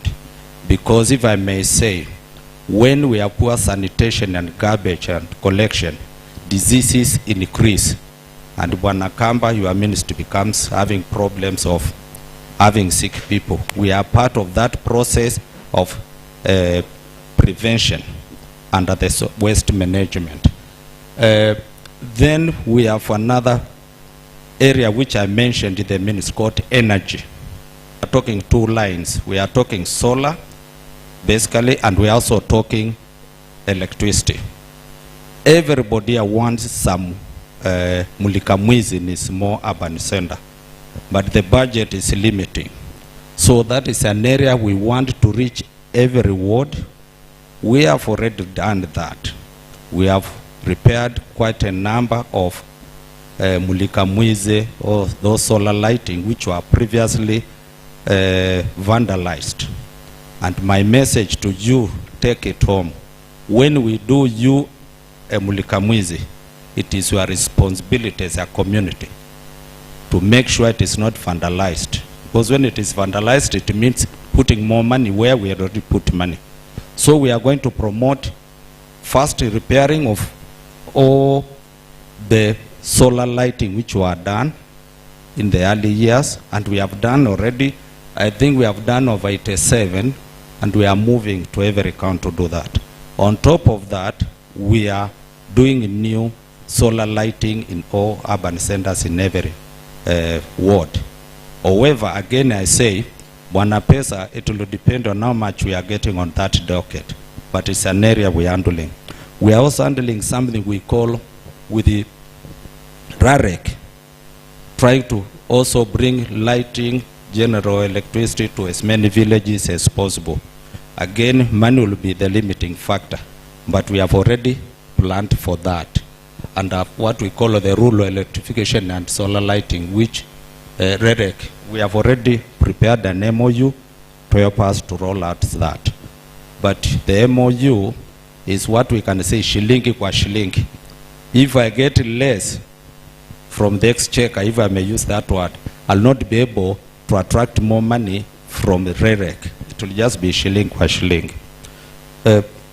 Now, looking at something we call a clean cook stove promotion, we are also supposed in that ministry to promote by engaging akina mama, all those people are involved in cooking, to promote clean cook energies through stoves and also making briquettes. That is also what we are going to be doing in the coming budget. Then we come to something we call mineral resources. This county is endowed and blessed with a lot of minerals, for those who have been reading around. But for many years, we have not been doing much on the development of those minerals. We are doing what we call mapping and mineral data base surveys to know exactly what we have, what is in Shekuru, what is in Kitui South, what is in East, and so on, so that we are able to advise any investors on where to get. I know today everybody is talking about coal, everybody is talking about copper. We have more than those two minerals. And we are doing a database and survey, and we are also establishing a lab, what we call a geomology lab. This lab will help our artisanal miners and other people. Whenever you get a mineral, a gemstone, you can come there, we test it for you, so that we can tell you the real value, as opposed for you going to Nairobi at night hiding and you are cheated by those middlemen. That is also on the pipeline, so that we are able to support our artisanal miners. We have been undertaking, and we are going to do it again, training of artisanal miners. If I may give an example, I think last month we had a training in Mutomo, and we were using the people at Voi who are very much advanced. You can imagine Voi is way ahead of us on this mineral business. So we are going to continue doing that. On top of that, I wanted to mention, and my colleague mentioned before, the Minister for Sports, that my ministry is mandated to celebrate or to mark a certain days, international days, as part of our role in the national commitment globally to mark such a days. In this one, I will say, we just recently, I think 2 weeks ago, we marked the World Wetlands Day. That was in Ngomano, in Zombe Mwitika. We'll be preparing also to mark the World Environment Day in June. We'll be marking also the World Drought and Desertification Day again in June. We'll be marking the International Forest Day in March. And these are almost compulsory. It is why sometimes the minister is asking me, why are you marking this? But it is a mandate that we need to mark at least 3 days of those days. So those you will be invited and will be part of that process.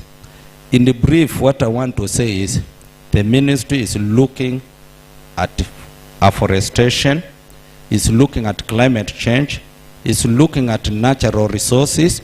I may mention that we are almost out through with the sand utilization and the bill, which is now at the assembly. And we are also going to be looking at the energy sector. Thank you. That's my presentation. Thank you. Hawa ni watu wa mazingara. We are progressing on well. Ministry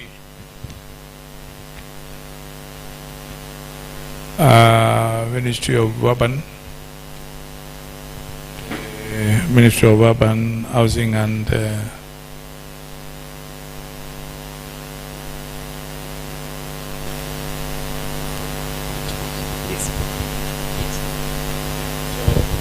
I think you'll be doing for the ministry, then it touches a bit on Kitui and the Mwingi municipalities.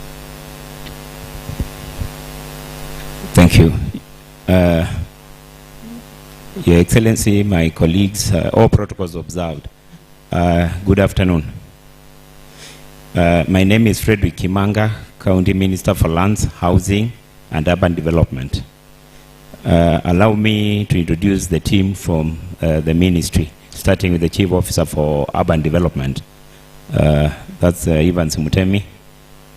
The Chief Officer Lands and Housing, Stephen Musili, has just walked out to attend to another engagement. We have two municipal managers, Kitui and Mwingi. Municipal Manager Kitui, Job Moisio, and Alex Mutemi for Mwingi Municipality. And maybe if there is another staff from the ministry, can you just stand and wave? Na kama hakuna tunaweza ku... Oh yeah, we have the deputy municipal managers, Mwingi, that is Kiteme, Irene, and also deputy municipal manager Kitui. Unaweza keti. This ministry consists of two departments and the municipalities. And let me go straight to our broad strategic objectives. In lands and housing, we are planning to update and the evaluation role. We're also going to have land clinics, digitize land records. We'll also have a program on plot verification and validation. And that exercise will go a long way in curbing multiple allocation of plots. We will also support land adjudication in 4 adjudication sections. Kiku in Kitui East, Kalambani and Kaliakatune in Kitui South, Engamba in Mwingi Central. So that's some of the adjudication sections we are planning to support coming financial year. We'll also develop 8 geo-referenced market layouts. That is still under lands and housing. Urban development, we are planning to do solar street lights, like you have seen in Kitui, Mwingi, and also in many upcoming urban areas. We have put street lights, and that has improved the work environment for our business community, and we are planning to do more. We also have the dustless program, which my colleague Minister for Roads talked about, which has been moved to urban development. We'll improve those urban roads to bitumen standards in municipalities and upcoming urban areas. 3, we have the stormwater drainage. We also have cabro walkways, solid waste management. And the reason I'm going through this is because we have amended our priorities a bit. Maybe in the projections you have seen some latrines at the headquarters and in Ikuza. So we have amended a bit with the permission of the CC Treasury. We discussed. So we have slightly amended our priorities. Then we also have under urban development, we'll have urban greening and beautification program in municipalities and upcoming urban areas. Then now again, under the 2 municipalities, and for those who attended the Propua program, you heard Caxton say now Mwingi is looking like London. It's true. We have done a lot of walkways there and also street lights. And the coming financial year, we're going to do more. So now for municipalities, Your Excellency, we are planning to do installation and maintenance of street lights, cabro walkways again, and also stormwater management. Thank you. That's the end of our presentation. Asante.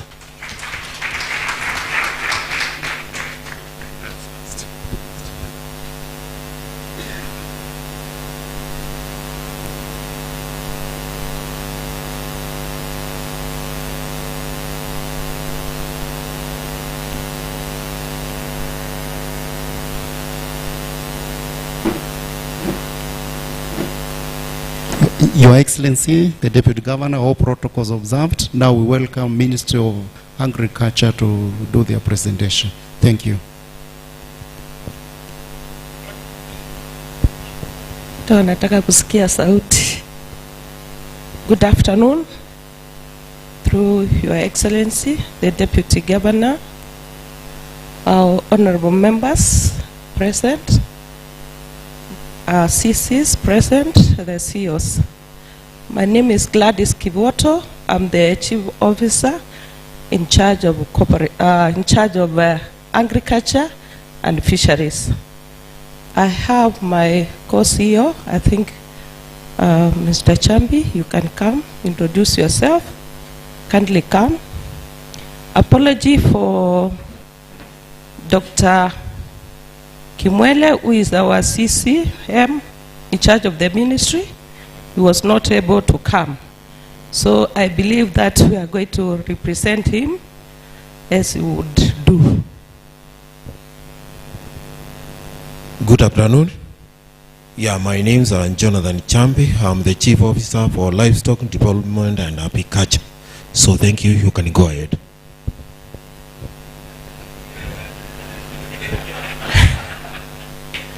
Okay, when it comes to livestock, I think I will give him the chance to do it because I know I will do it with passion. So I'm going to take through the mandate for this sector. When you look at the Kitui promise, I think agriculture is priority number one. And you agree with me, without food, I think we can't survive. We can do without other things, but without food, we can't. So, food and nutrition security is very key, and currently 87% of our income is coming from agricultural activities.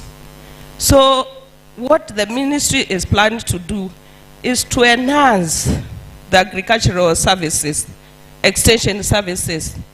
We've gone round with the whole team, and before I continue, I've come with the able officers. Maybe they can just stand. Sorry about it. I want to introduce them. We have our director, Mr. Kito, Assistant Director Koki, very experienced, devolved from national government. We have Angasa. Angasa is in charge of the NARIC project, is M&E. We have Dr. Kamonzo in charge of livestock production. We have Mr. Ndovoy, who is also in the planning. So the mandate of the department is to make sure that we get food in Kitui County. We've gone round and we are coming up with a policy of agricultural extension policy to enhance our service of agricultural extension to our people. If you listened yesterday in the speech, Governor, because he has this agriculture at heart, he has given us, or he has allowed us to recruit more extension officers so that we can reach our people, the farmers who are producing. Secondly, we just carried out the farmers profiling for Kitui County. So we know how many farmers, what activities they are doing, and by doing that, we'll be able to enhance the extension services. Tunataka kusikika mashinani. We want to go on the ground. That's why we decided with the leadership, through the leadership of our Waziri, we went on the ground and we were able to pick what the issues are on the ground. And soon, things are going to improve. We are going to continue promoting the drought tolerance crops, like cowpeas, sorghum. Because of the effect of climate change, this is the way to go. We are also going to do what we call subsidized tractor plowing. We did do well, but we are committed, and we can assure you that we repaired 18, and now we are working on the 22, because we have 40 tractors to offer subsidized plowing services. We are working on the 22. So come in the rain season for March up to May, all of them, they will be in use and will serve our people. We are going to host the revived agricultural show. You all witnessed, and it was a good platform for our farmers, for our traders, to get more information on the best farming methods, and also irrigated agriculture, because we want our people to change the mindset from relying on agriculture-fed, rain-fed agriculture to irrigated agriculture for food production. The other thing, because my fellow CEO, we are going to promote pasture production for the livestock. We are going to do what we call the livestock breed improvement, goats, poultry, and dairy.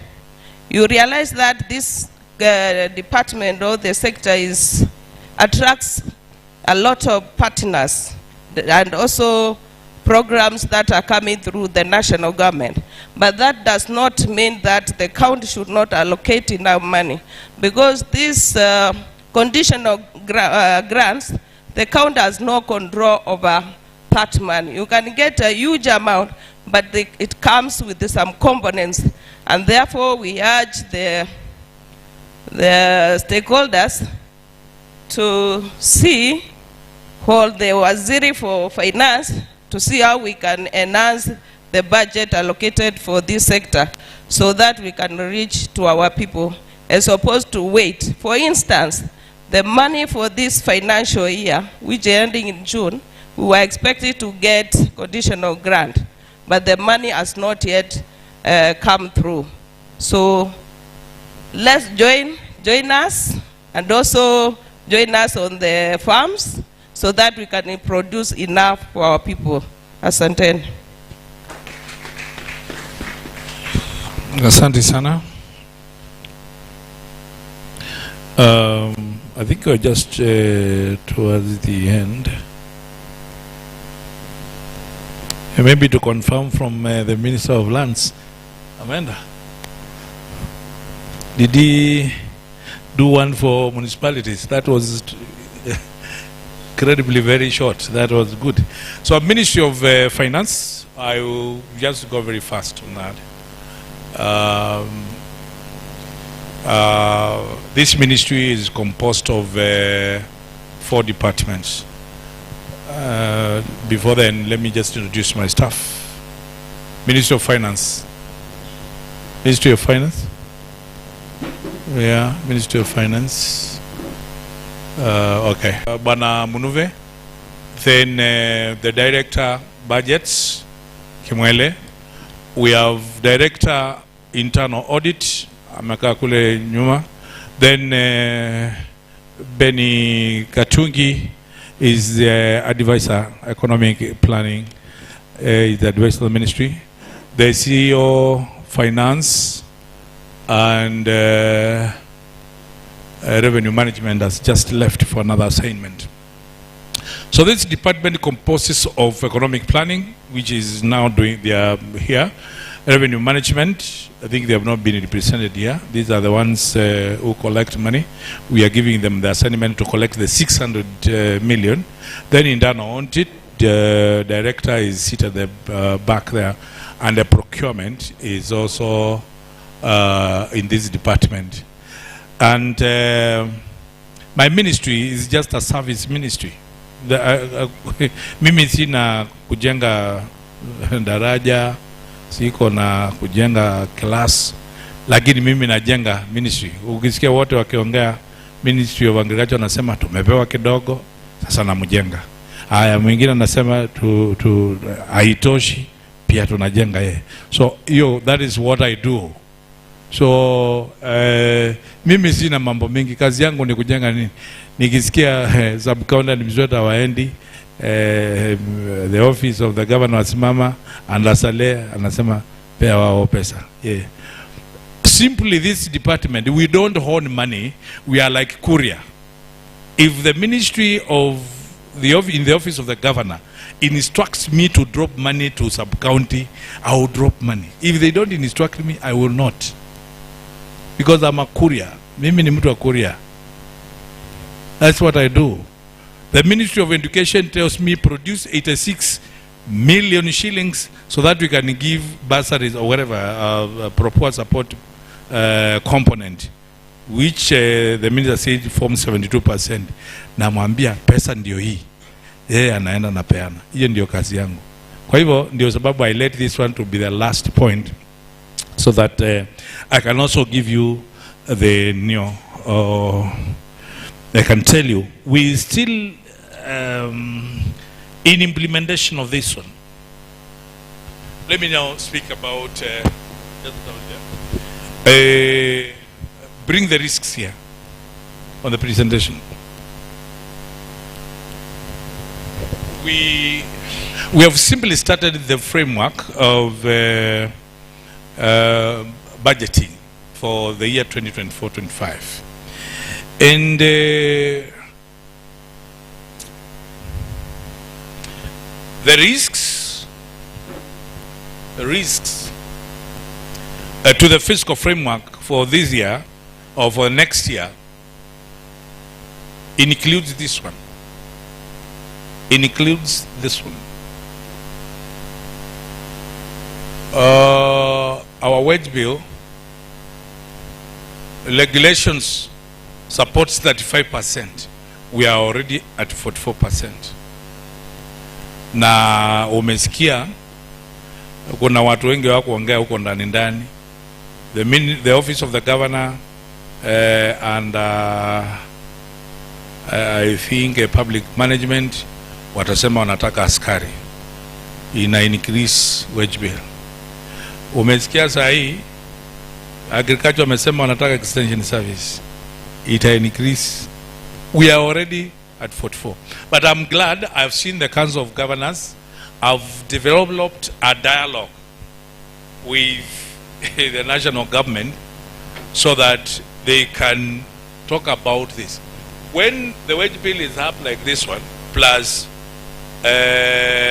mishahara, tukiongeza operations, itakuja kupita ile 70%. Manake nilikwambia we have a fiscal responsibility, which we have always have to honor. 70 and that it affects development. So it means that the development will go below 30%. At the time we are speaking, if it goes just 29%, control of budget does not even look at that paper because it contravenes the law. Nakwambia ndeni murudi mkafanya nini? So unajua vile nakuja kufanya? Tunakuja, huwezi kukuza mshahara ya mtu, tunaenda kwa O&M, mahali iko ile DSSA, tunakata, ndio tuweke development up to 30%. I'm saying I'm happy because the Council of Governors have started a dialogue with the national government will reduce your 30%. Because I don't know how many counties are going to achieve the 30-70% ratio right now. The other thing is the one which you can see there. We will always strive, make sure that we achieve the targets. But I want to tell you, okay, sisi kama Kitui County, the first half of the year we have achieved our targets for this year. But I am telling you, the national government went down with around 187 billion. Yeah, I think 187 billion. They did not achieve the target. So if you multiply that one by 2, that is of almost 400 billion. That means what? It affects development straight. Then the other one is the county pending bills burden. Huyu bwana anaitwa Itiko is the chair of a pending bills review advisory team, which was formed immediately after the pending bills task force did their report. He is implementing something. We have 1.5 billion. We inherited 2.5 billion. We have already done the first 1 billion. Ukiangalia kwa mitandao vile huyu bwana itiko anapigwa, anaambia ni anaangalia pesa, lakini hakuna pesa. That is the truth. Anapigwa hapo. Mara naona vitu zingine anaandikwa hapo ati hata aliandika dada nisijui msichana yake kwa task force. Yeye yako ameajiriwa, anamwandika namna gani? So wakati mwingine tukiandika social media pia tunachungana macho. Yeye yako ameajiriwa, alafu anasema etiko aliandika msichana yake kwa task force, which is older. Task force is older than the advisory team. He is just in the advisory team. Now, what does it implicate? What is the impact? We will also have to go to the envelope where development is. We get the 1.5 so that we can pay our daughters, our fathers, wale ambao walifanya kazi, and for one reason or the other, wakati task force ile inafanya kazi, they were left behind because labda hawako wamemaliza kazi, ama labda hawako wameleta makaratasi yote ya kutosha, ama labda kazi yake ilikuwa inataka ifanywe evaluation. So ukiangalia pending bills burden is really putting us down. So I'm talking about the things which, the risks on this. Then there is the delays of funds by Treasury, which hinders development plans timelines. I want to tell you the truth.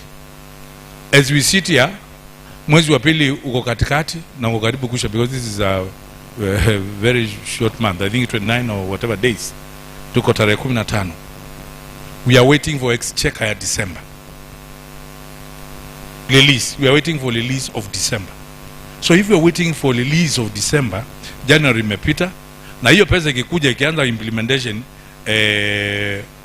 February itakuwa imepita. So that is, we are in arrears of 2 months. What is the implication?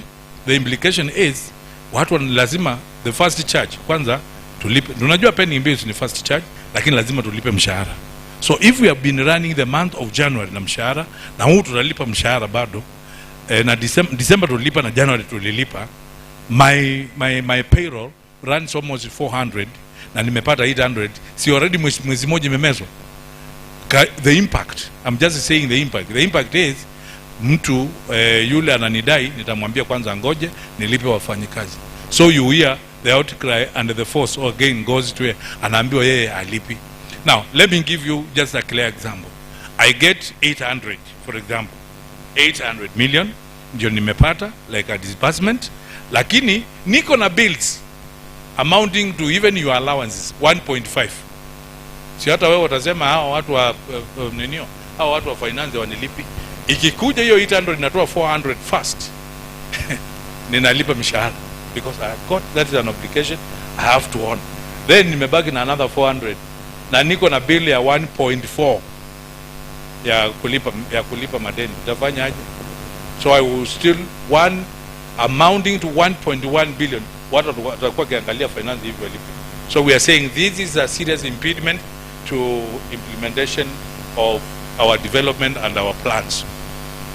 E-rate inatumiza, kila mtu anawameona pale rate ya inflation, hata kila mtu anasikia. Sasa hiyo unashika 1000 namna hii, unaingia nayo ujui ufanye nini nayo, unapeana hivi, unachukua 3 items, sijui nini. Hata mkitaka mnaweza kuniambia, ukichukua sukari kilo 2 finish inflation rate, na inflation rate ikikuja, what happens? Kila mtu ana trigger, ana pesa. Madaktari wanagoma, doctors wanagoma, clinic officers wanagoma, nurses wanagoma, the other union wanagoma, wanasema ongezewe mshahara. Hata sasa hivi utaona, I am telling you, sio ni union ya KMPDU, hao ndio wako na mgomo sasa hivi. Utasikia because wanaambukizana. Walimu watasema waongezwe, askari wasema waongezwe, because there is no cushion. Inflation is up and this is the situation. So conclusively we have to say that the effective implementation of this fiscal year, the county government will ensure that expenditure management is through that IFMI system for processing payment. That one is already, hiyo iko kila mahali.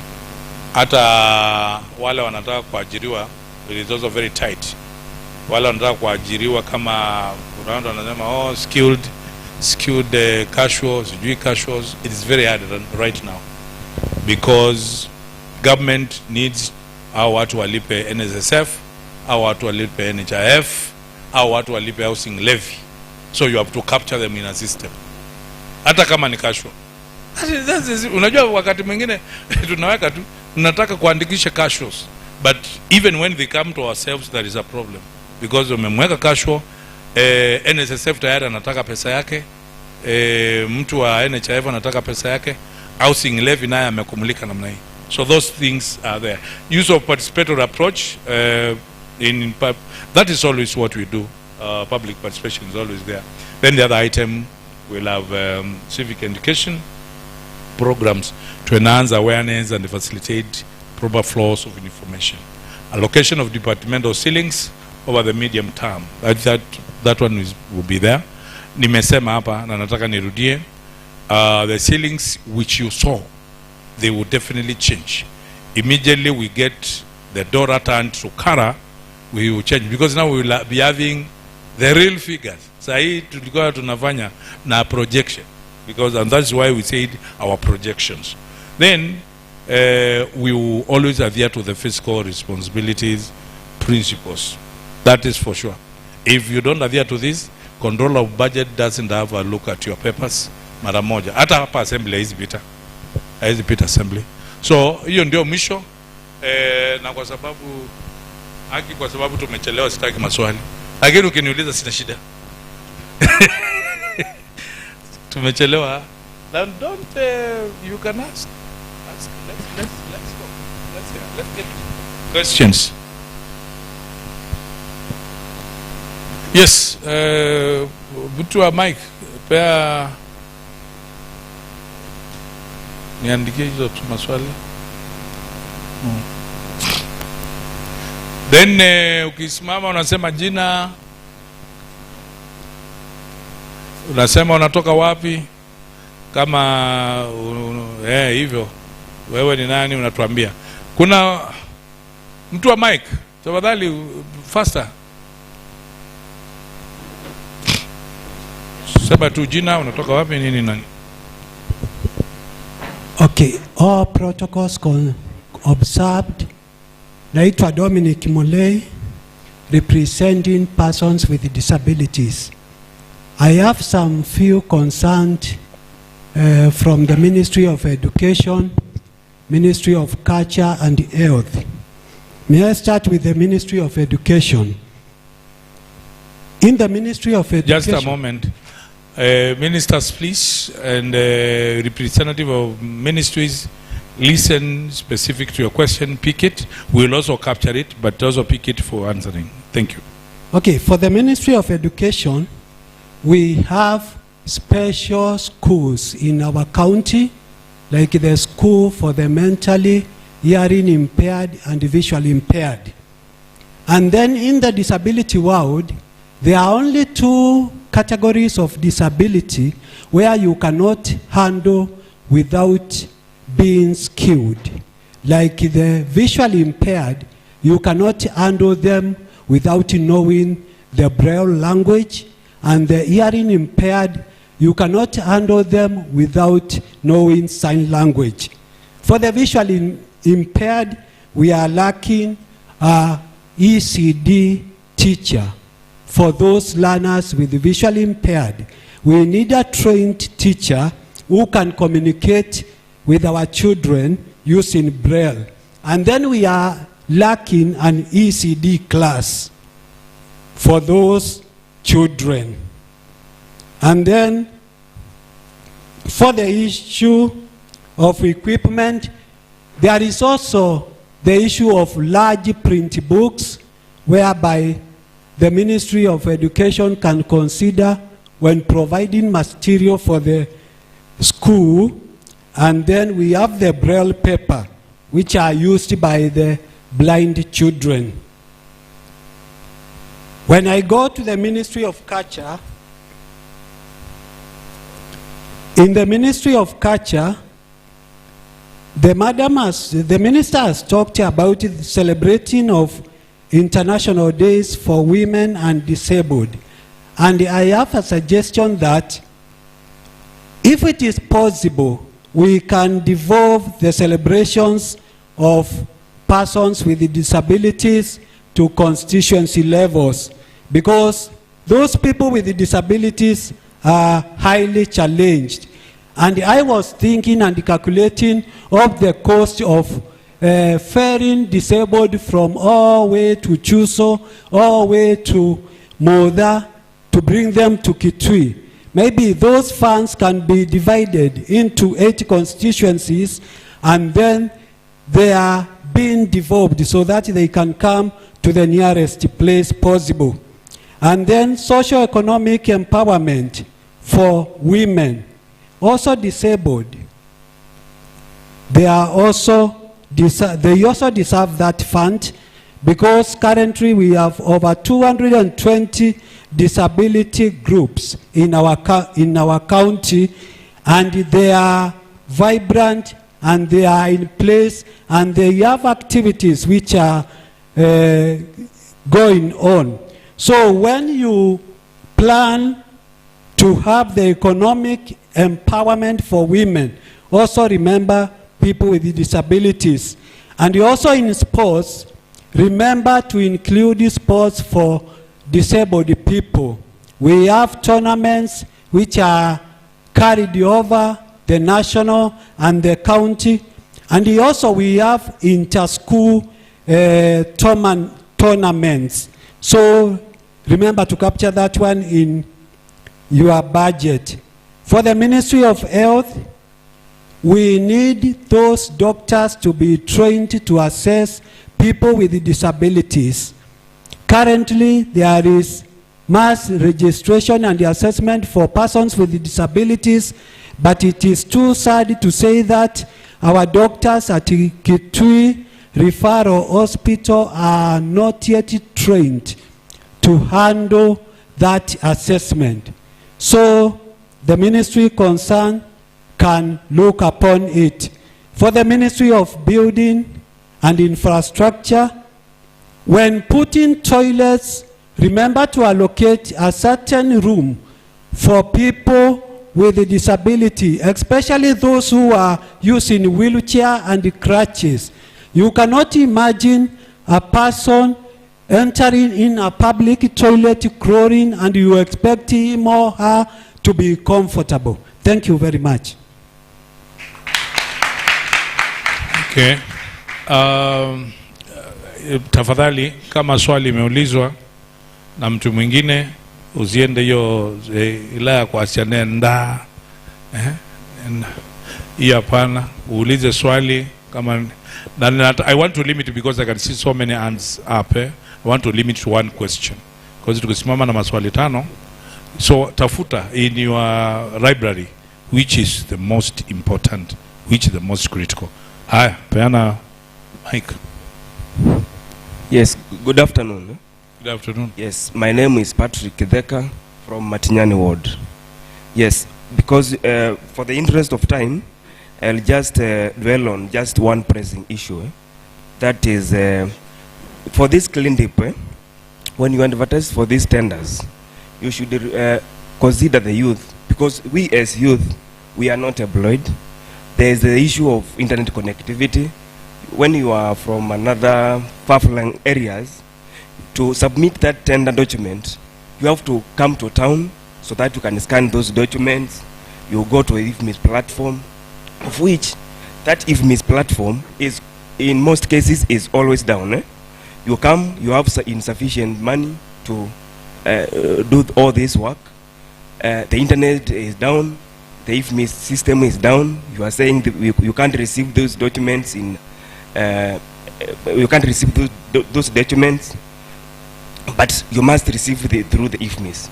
So you should give sufficient time, like 3 weeks, so that we can try for those tenders. Because for the last time, the tenders you had advertised, I know many of our youths didn't have the capacity to respond to those tenders. And you know we are not employed.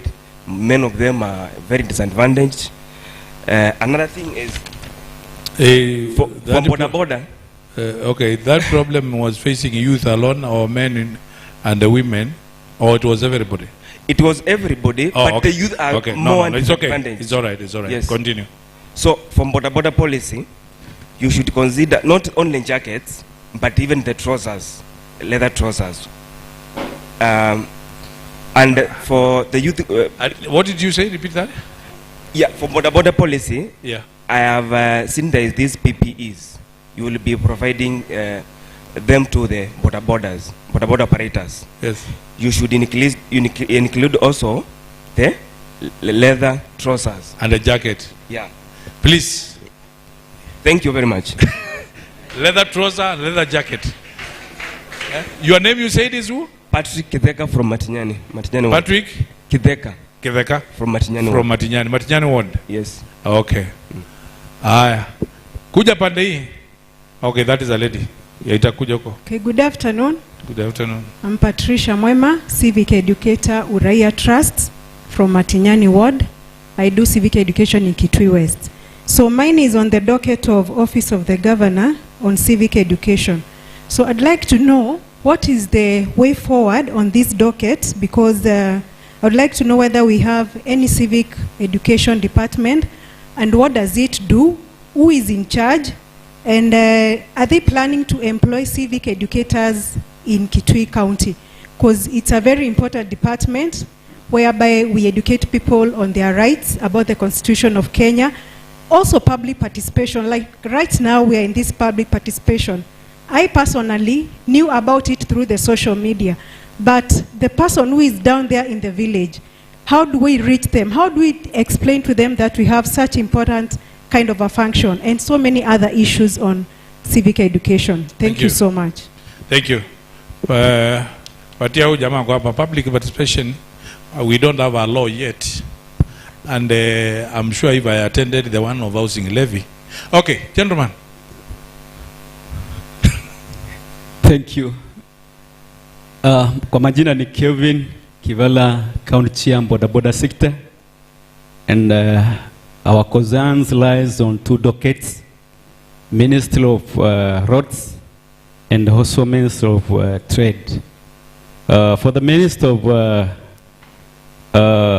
Roads, we need this to be added onto the strategic paper. Well, one, we hunch for establishment of County Border Road Safety Management Authority Board. Two, we had also to be allocated an office for border and also be constructed for proper coordination of these guys.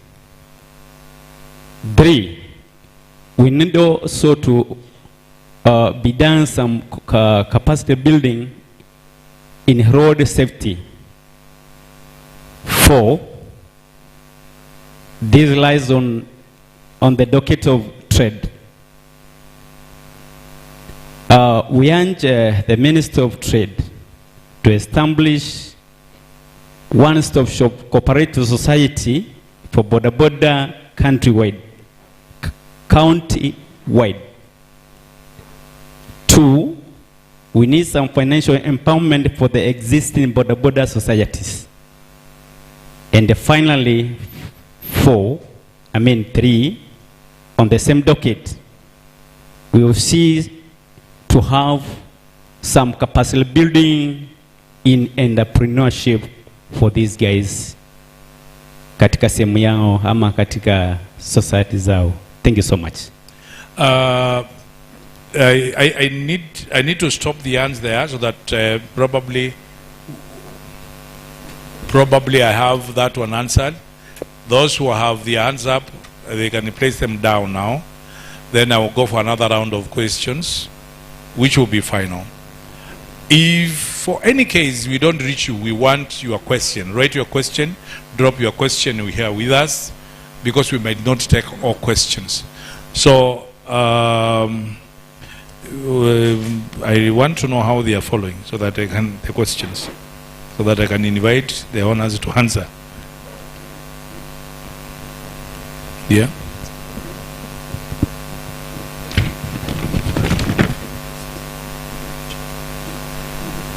Thank you, Waziri. Thank you, Your Excellency. I think the first question was asked by Patricia Moema. No, it was asked by Dominic Molay, person with disabilities. I think the first question can go to the Minister for Education. Is about the ECD classrooms. So it can go to Waziri wa Education. Do we have a third mic so that the people could later? Very fast. Thank you, Waziri. I want to be very brief and precise to that question. I would say that the ECD department, our teachers are not trained for special education services, and therefore that is entirely for the national government. However, the ECD services that we offer is caregiving in the ECD centers. Thank you. Okay. The next person. I think we have someone from the Ministry of Health. And the Ministry of Health, the question was about doctors to be trained to assess people with a disability. Tell us whether you have doctors. And I think also as you answer that, you can also, because you also touched on buildings to allocate toilets for people with disabilities still in hospitals. Thank you. Okay. Asante sana kwa hiyo swali. Let me start with the first one. For a very long time, we have not had those people trained. But in November last year, we trained some people, 7 of them, who are training others on those, the people who come with this, especially the people who cannot talk, so that when they come to our doctors, they can be guided. So it is one of the need we have seen. It is very important. And we are going to roll it, cascade it to the sub-county levels, so that we can help our people.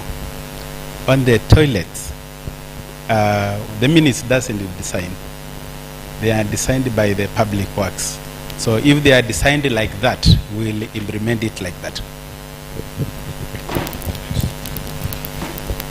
So Ministry of Public Works, please design toilets for physically disabled people.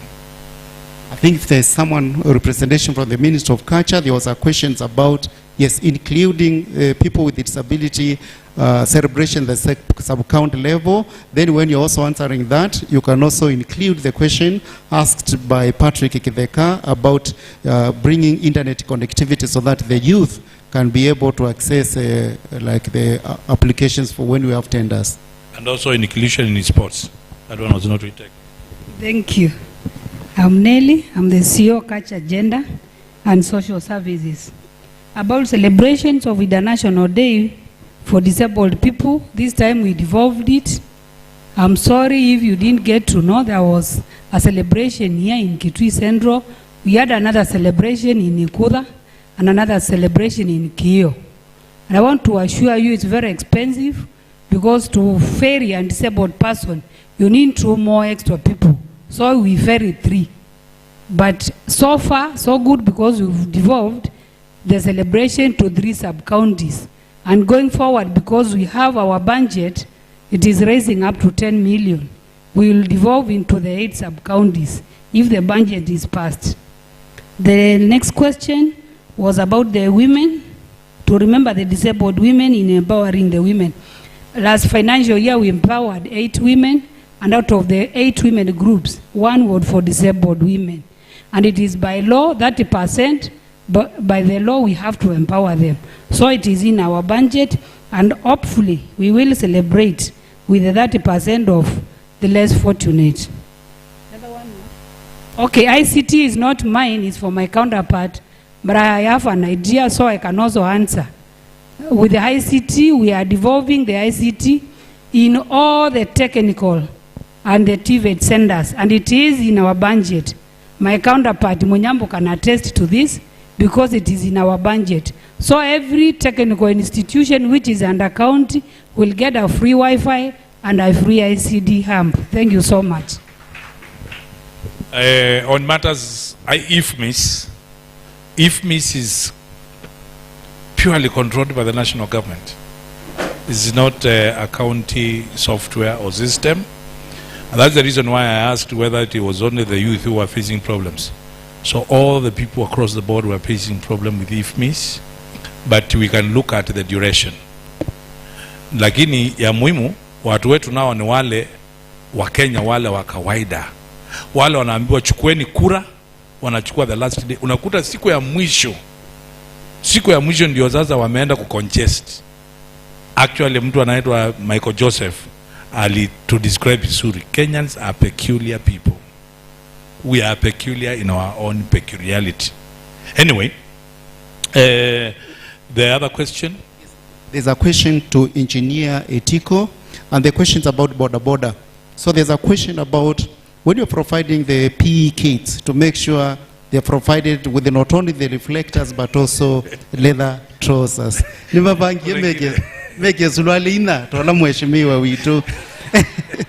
Another thing, I think in terms of a border is establishment of border safety authority. That's also one of the requests. The want a construction of the offices so that they can bring their offices. Then they are also requesting for capacity building on safety. They are asking for one-stop shop for border cooperatives. They're asking for financial empowerment for border. I think that goes to trade, but you can answer. And finally, a very important request, which is capacity building in entrepreneurship. Thank you, Waziri. Karibu Waziri, and you also ask the chair border to honor to pay 20 shillings. Yeah.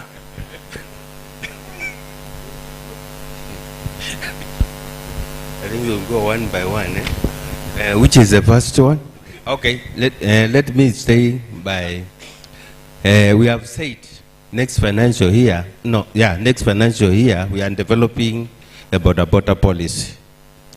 Once we come up with that draft, it will be subjected to public participation, where the border subsector will be required to do their input.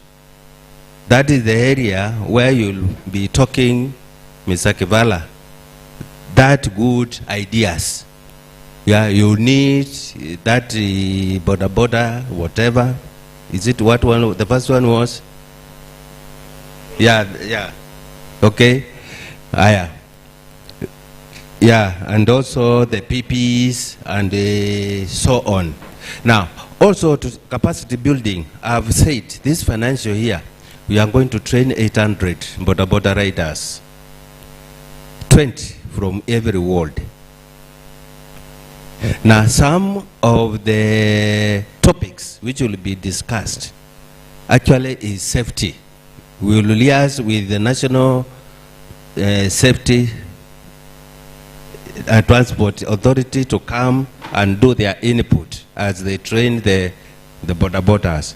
We will also have other people who can come and explain how you need to form a cooperative where you will be putting your money, how you can grow it, and so on and so on.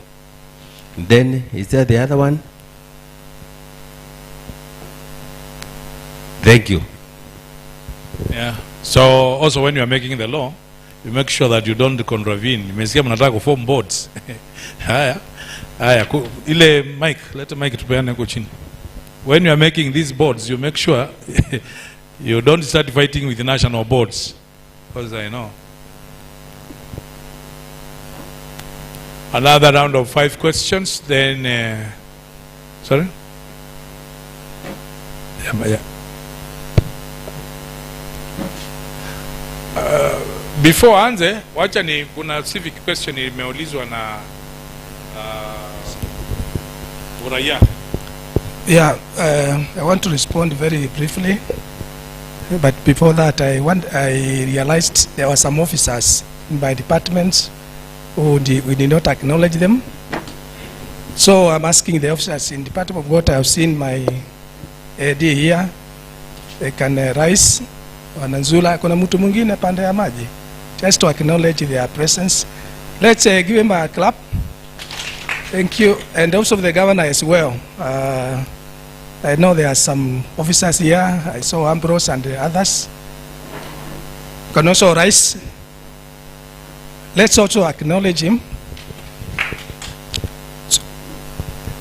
And also I'm reminded, actually, we have also the administrators, ward administrators, sub-county administrators, although we considered them earlier. But let them stand briefly. So just rise. Just on the podium now. I have some authority. So let's acknowledge them. Thank you so much. So to come back to the question which was asked by Patricia Mwema on civic, she asked a very, very important question on what the county government is doing in the area of civic education, because we have a duty also as a government to ensure that our people are well informed on government policies which are there and other issues which are pertinent for our people. And as also the governor, through the Department for Decentralized Units, we discovered that issue, and so we intended to do a bill which actually is now ready to be presented to the cabinet, a bill on public participation. It addresses all those concerns which Madam has asked. So very soon it's going to go to cabinet and finally to the county assembly to be enacted, and then we will have a public participation law for the county which will address all those concerns about how the people will be informed matters civic education and the public participation. So thank you. The next round of questions. Na tukue sasa tunachukua moja pande tunachukua hapa tunachukua pale. Tusikae. Okay, thank you. My name is Kennedy Mutisia Joseph from Changwidha East Ward, and a member of the Kitui County Civil Society Network. My question is, I think, one, and I'm so much interested that when you go across all wards in Kitui County, which have been privileged to be, and also, especially also here in Township Ward, we have so many stalled projects. Like when you go to Kitui County Referral Hospital, there are so many buildings which have never been completed. I was recently at Kanziko, that is hospital, and you find that there is a maternity ward which stalled, I think since 2 years ago, and there is another ward which has been started in the same hospital. At the same time, you even look at, we have roads even within the township wards that have some areas that are not yet complete and they were supposed to be tarmacked. Like along Naivas to Magunas, that road, you find that it is even risk for the people. So I just wanted to know, I don't know it is from the finance minister, your position on the stall project. I know there are some of which they have court orders, but for which have no court orders, what do we expect as Kitui people? Because we are seeing no value for money whenever we have such. And then lastly, I really appreciate His Excellency the Deputy Governor on the approach on Kitui Eco Park. In 2021, one of my friends was actually severely attacked at Kitui Eco Park at around 7 p.m. And therefore that calls that we really need to install a lot of security measures at Kitui Eco Park to ensure that those who are even going there are not mugged and robbed, even in daylight and when it is actually at night. So thank you very much. Yeah. Nitamuuliza pia aweke time ya kuingia na time ya kutoka. So tukikuwekea 6 up to 6, uoge kutwa saa 1. Okay, thank you very much. My name is Stephen Wambua from the East Vochamot Ward. My question is on the Ministry of Health, and particularly in KCRH, that is Kitui County Referral Hospital. Most times when you go there, you see a doctor or rather a CEO, then you are referred to, unaandikiwa kipimo. Once you go to the laboratory, you find that a simple test like urinalysis, full hemogram is not there, right? And this is a referral hospital, right? For heaven's sake, you are referred outside, right? So what I'm saying is this. I'm actually requesting, if it is possible, how can you put some measures to ensure that we get all the services in the county referral hospital? Even if I'm referred outside to buy a drink, I'll be very much comfortable.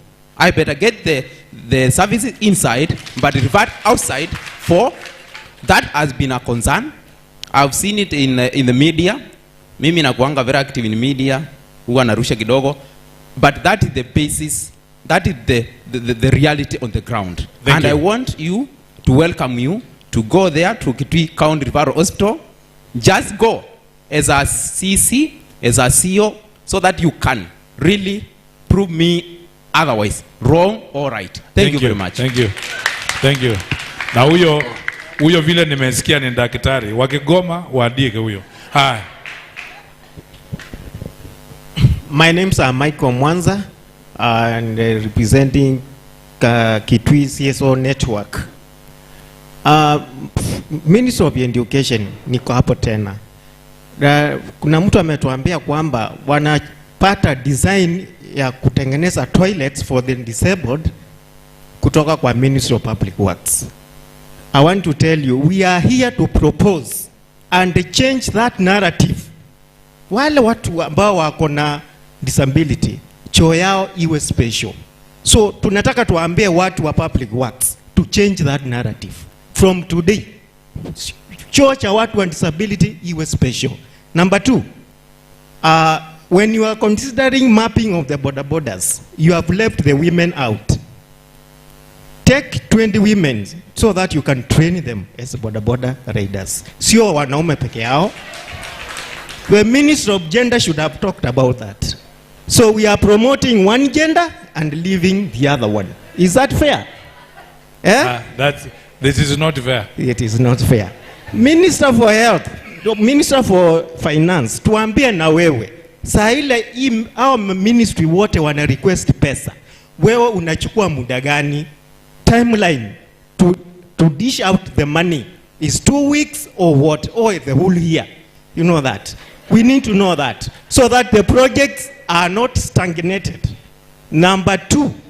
Hiyo ni 2 ama ni 4? Hiyo ni number 2. So we need also to know other projects like the border. Kuna border zenye zimezeeka na zinaanguka. Are you rehabilitating them or you are building a new one? Si kwanza mtengeneze hii inaanguka. Nini? Border shade sinaanguka zenye zilitengenezwa 2013 na Governor Malombe sinaanguka saa hii kwa sababu ya rust. Si tutengeneza hii inaanguka kwanza juu we don't need to start a new project when the other one is also failing. Asante, utajibiwa. Huyo jamaa ni speaker, a potential speaker. Kwa hivyo lazima wele. So now I need patia huyo. I think this is the last question, that one. Alafu naona mkono mwingine kwa hapa katikati na tufunge hiyo chapter. Huyo jamaa ameinua mkono, tafadhali andika maswali yote hata kama ni 5 na wewe andika yako. Naona kama inaweza kuwa 6, ulete hapa mbele. Uone tukimaliza hii maneno mara moja. Okay, thank you so much. My name is Christine. I come from Mwingi West. My concern goes to Minister of Finance and maybe the Department of Employment.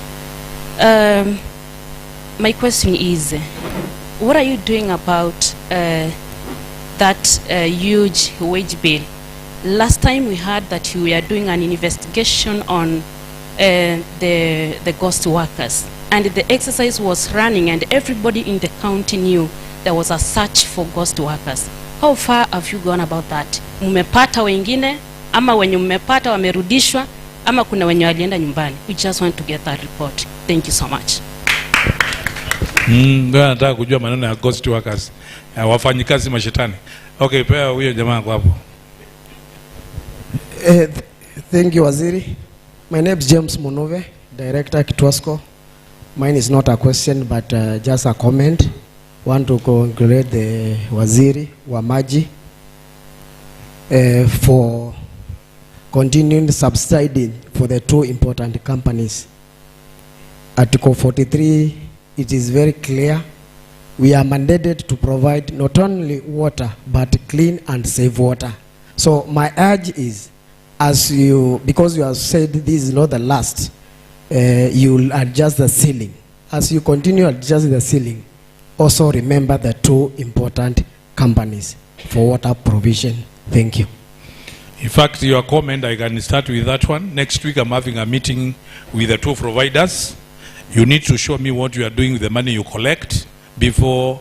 And let me tell you, because you are a member of that board, you need to bring in your experience such that we don't depend on our 200 million, which needs to be doing what. I don't want to go that way. We will talk in that meeting. Because, let me tell you, I want to say here, as Minister of Finance, sometimes it is very hard to pass that subsidy before the assembly. Because they will ask me, Kitwasko inapeleka maji wapi? Na nasema, ward zinakuja karibu 8. Waniuliza, what about the other 32 wards? Answer that question, member. Don't answer now. Now, we want tuanze huku chini ama namna gani? Tuanze mbele. Ayalete ile ginenio. Alafu wale wengine tafadhali sisi zote tuandike hiyo mnenio tulete hapa. My secretariat is here. Kwani ni wewe wa kwanza? Yeah. Oh, okay. You are not, please. Kama ni kusahau, utaki kusahau, utasahau tu. So I think thank you Waziri, thank you Your Excellency. The first question came from Kennedy Motisia from Changuithia East. Is asking about stored projects. Since this it is not really Ministry of Health, it's all ministries, because all ministries which have development budget have projects. So I think that questions will take it as a comment or as a feedback that as we plan for new projects, we must first of all complete the stored projects. On the issue number 2, it was a more of a thank you message to His Excellency, the Deputy Governor, regarding his presentation and the way he touched on Eco Park. So I think now so it was more of a congratulations message. Stini Wambua from Chamatu, now I think you'll be coming to answer that.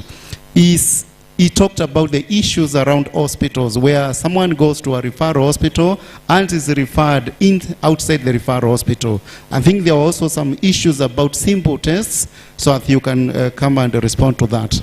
Thank you, Sio Kamba.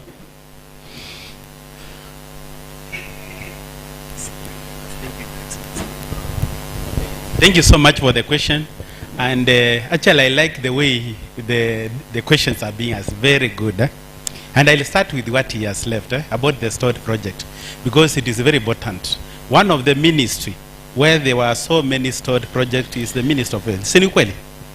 And my brother, you have talked about Kansiku, where there was a stored ward which has stayed for 5 years. For 5 years, the one characteristic with all the ones in the Minister of Health, where the governor left them, that is where we found them. You know that. Is it that true? They were left at the same place. And because of that, when you come to KCRH, let me read a few of them. OPD, we finished. Let me chip in a bit there. Yes. The last 5 years, yes, we are not just that. I think that is the question, the answer. Yes. Last term, yes, we are not dealing with mortar and what was this? We are not dealing. So I think even him as a civil, yes, as a member of civil society, yes, knows that this government last 5 years, yes, we are not dealing with the mortar and what is those mortar and what? A brick and mortar. Yeah, okay. Brick and mortar. I can continue, sir. So OPD we finished. The other one is one of the other projects like KCRH, the drunk store, which is in my department. We have already resurrected it. We are finishing. The other one is blood center. We are finished. If you have passed there, we have already roofed. The other one is the maternity. We have put money to finish. Do I need to mention all of them? Kanziko, we are making it to the level 3B. And you have already started the process. You can go and see for yourself. The gentleman number 2, he talked very nicely. He started very well. You're a doctor. But where he lost it is when he started it is in the social media. The moment you start believing social medias, you'll get lost. They were saying I'm a mad person. This guy has known me since I was a kid. I have never been mad. That one is very This relative. guy- That this one guy- is very relative, CEO. Continue. Yes. I've never been mad, but the good thing is that we acknowledge there were issues, like when we come and we are sorting those issues. Some of them, they were lying from administrative, the way the processes are done, even the others in even the technical part of it, professional ethics, and these are the issues we came and found out. So what I can acknowledge is that we cannot finish this thing in a day or a night, but you will see with your naked eyes. We are going to sort this one. So the issues of unilateralities, yes, there are issues like if you are sent outside, please, you need to inform us, because we have the commodities now, and our people can be treated there, they can be diagnosed there, and they can be given all the support they need in the hospital. Thank you so much. Next. I think the next set of questions, I will take them to Engineer Itiko. So one is on the border sheds. I think what the member said is the sheds which were constructed during His Excellency the Governor's first term in 2013, most of them are broken. What's our plan on that? The next issue is about the design of public toilets, that they need to be more spacious to accommodate them. Ama sio weka tu manaka amejua ni yeye ulikuwa ukiandika. Yes. Amuka ujibu. The final set of questions ni akama Sio. Ako nayo ameandika, mpatie tu nini? Ameandika, atajibu. You know, these are my bosses and the senior bosses here. Ikulu ya mwisho ni akama ito mabunde zokotwa Izululu na kibikibi. Izulu motorbike. Motorbike na kibikibi. Boda boda. Thank you. Okay. Yeah, thank you. I will start with the border sheds. Now, the ones which we are constructing now is a place where there have not been a border shed. Those ones which are falling, and even those ones where they are not being utilized, you know, because of the positioning, we'll collect the data, and then we will budget on how to have both repaired and also placed in a convenient place for the border operators.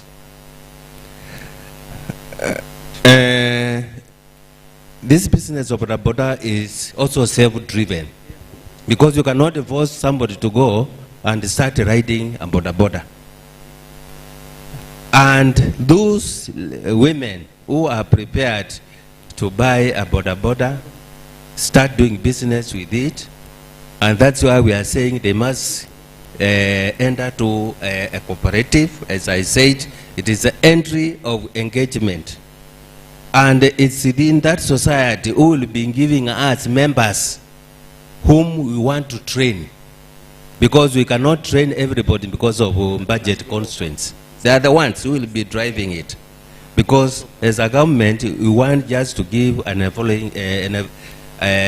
environment which is conducive for your business to thrive. It will be cheating here when we say we'll be buying you and border piki. It's not possible. Yeah, it's not possible. Let's not cheat one another. We are only coming here in to do some interventions which will improve your business. Then kuna ingine? Sio, I think I've finished. Ama kuna ingine sija? Yeah. Thank you. The next set of question 3 or 2, mine, Wage Bill 44. What are we doing? Cost to workers. I know the report was done. When we were joining, this government came on board, when the government of His Excellency the Governor Julius Malombe joined, we were at 48%, going to almost 50%. Now we are still talking about it being 44%, so we have shed off 4%. Shedding 4% of, you can still do that one and see a total wage payroll of around 400, you would see what it is. Again, I want you to appreciate if I was operating on the same status I found, and I never upgraded the ECD teachers to be permanent and pensionable, remember that is a big absorbing almost 1,700 ECD teachers to a level of being permanent and pensionable, and I still retain that payroll at 44%. Unaona hata hapo nimejaribu. Very few counties have accepted to go this way of absorbing ECD teachers. So we have big thanks and appreciation to His Excellency the Governor because of taking that. That is a bold step. You can see, okay, it could be seen as wage bill, but I wanted to tell you, when you get down into the what I call kadoko economy, down uko chini, you still feel it, as opposed to when you are 48% na mwalimu bado analipwa kamshahara ile kanaitwa stipend, and you cannot even ask. When you ask us why you are at 44%, we can bravely or boldly say this is what we have done with the money. It is there, but we are still trying to see how we can bring it maybe in terms with the law. So about ghost workers, yes, I think the chief, I will not answer the issue about ghost workers. It is a long process. The chair who is looking into the matter, because matters employees, you got to be very, very careful. It's a matter which you have to handle with a lot of care. I cannot just wake up and call him a ghost without proper evidence.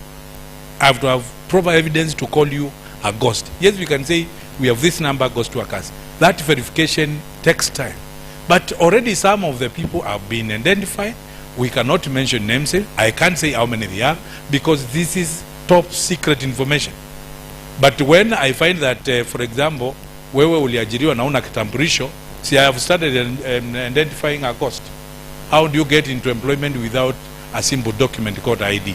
So that verification, whatever, is already being done. Na wengine tayari walikimbia. So about ghosts, we are still verifying the matter about ghosts. The other item was on hii ya James amesema, hiyo nimemwambia tutakutana nao tuongee. The other one was what? Now ministry, the ministry have been asked, how do you release the money? This is a long process. I would want to tell you how do you release money to ministries. Sahi huyo jamaa nataka, huyo rafiki yangu nataka kumwambia na ngojea pesa ya December, and I thought when I explained that one it would be a bit clearer to people.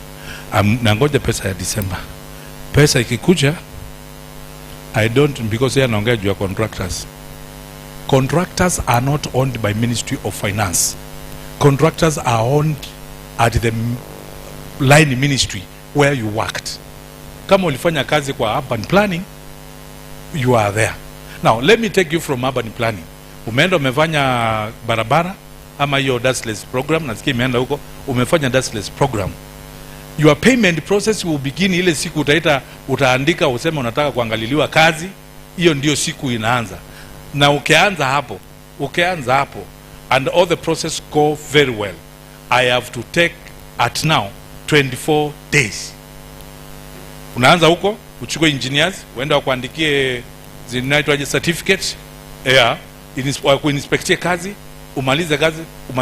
umalize hiyo, ulete kwa hiyo ni kwako sasa, ni kwa public works, utoe hapo, waandike vitu zingine pale, sikuje kwangu, zianze huko chini, examination, validation, ikuje mpaka cash office. Ikishafika kwa cash office, na ngoja nikwambie, hapa ndio kizungumkuti iko. Imefika kwa cash office, umepewa hata GPay. I now take your list ya contracts wale ameweka pale, ninauliza pesa kwa mtu mwingine anaitwa controller of budget. Controller of budget can take as nice as 10 days. I go naye. Na wewe muuliza, na huyo ni external wako kwenye. Kwa hivyo ikifika pale, si ati niko na pesa pale. Wewe unapeleka hiyo process, inakuja napiga hata level ya GPay. Ukishafika GPay, ile namba unapewa, sasa na mimi natoa list yoyote on what we call first in first out basis. Naweka hiyo list, alafu mimi naandika. Na siku hizi Controller budget anataka vitu mingi sana. Just let me start with just your allowance, zile mnaita DSA. Na hapa watu walikuwa wanaandikwa tu 500, unaenda unachukua. Sasa hii unaambiwa atuambie ni nani anachukua hii 500. Mulikuwa kazi wapi? Anaitwa nani? ID yake ni nani? Na ako rank gani kwa serikali? So zile ilikuwa mnafanya pale. COB keeps on tightening the nose, and as long as we are saying we are in technology, that is where technology is taking us, putting more nose on whatever, on payment. Kwa hivyo ukiangalia kule ikikuja pale utaonekana tu hii allowance list iko na nani, tunaweka hiyo list, tunaweka nani, mkienda kazi wapi, kila kitu. Na hiyo inafanyika in my ministry. Watu wanaweza kuona kama nimekalia pesa, lakini those are the requirement before it goes to COB. We need to do that so that we avoid going and being returned back. Kwa hivyo afadhali pale tuchukue 3-4 days tukifanya hiyo kazi. Na kwa hivyo pesa ikikuja, rafiki yangu, pesa ikikuja haraka tutapeleka haraka. Wewe ukienda contract tuko mara moja, upeleke ikikuja, itakuwa rahisi. But I want to tell you in month 24 days. Lakini hiyo si kwa ministry, hiyo sasa ni kwa contractors. Mimi nimekujibia kwa ministry. I think immediately the disbursement comes, pesa imeingia kwa ministry. Lakini now to contractors nimekupeleka 24 days. Is that clear? Yeah, so we have more questions, but we are not going to take time to answer them. You will allow me, honestly, to thank you, Your Excellency, sir, sitting with us and a program which read that you will be here for up to 1, and then you have ended up being here, and the public participation, that is the way they have always been. I want to thank you. I want to thank my colleagues, ministers, who have always sat here weighty, CEOs, and top government officials who are here, officials from the national government, civil society represented, and everybody, all walks of people who are participating in the public participation. To us in the ministry, in the Department of Economic Planning and Budgeting, we feel very much honored, such that we have really had a participation. We have never had a participation where we have had 3 documents. Remember, we started off with the conditional grants, then we came to debt management strategy paper, then again now we are just winding up with the fiscal strategy paper.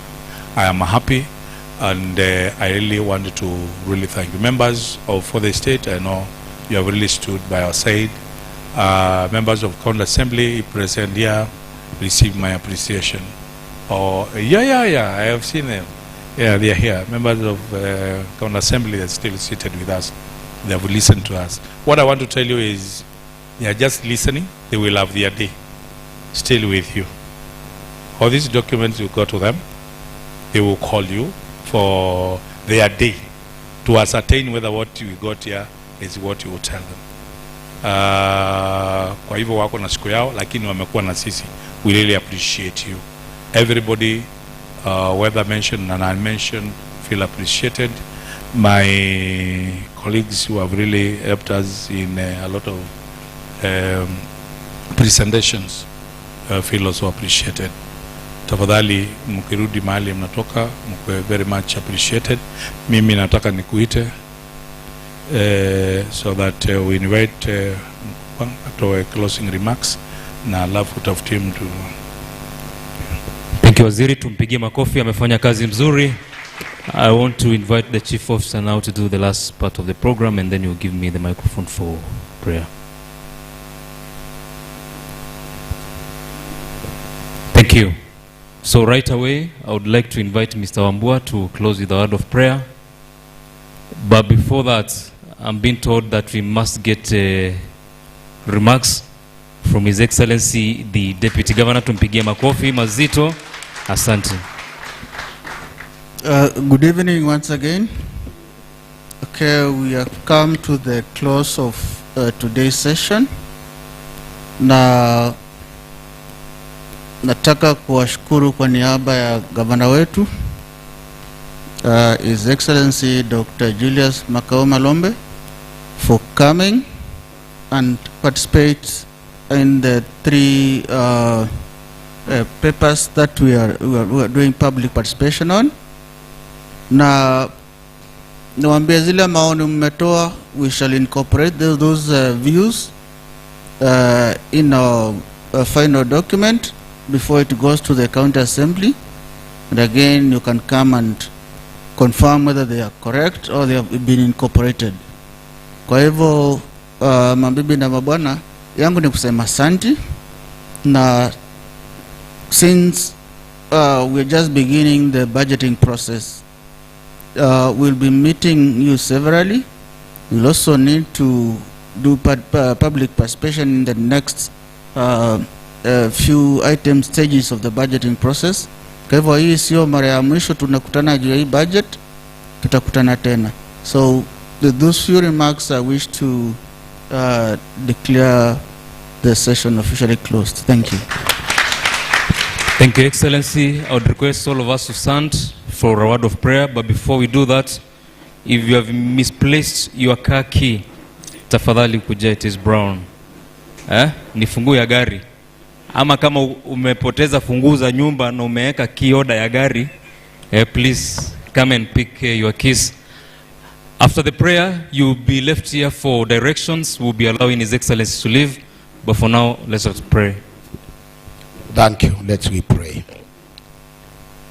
Our everlasting Father, in the name of Jesus, we come before you, God, with joy, with thanks. We thank you that, Lord, you have been with us every day the moment we came here. And Lord, you have sustained us.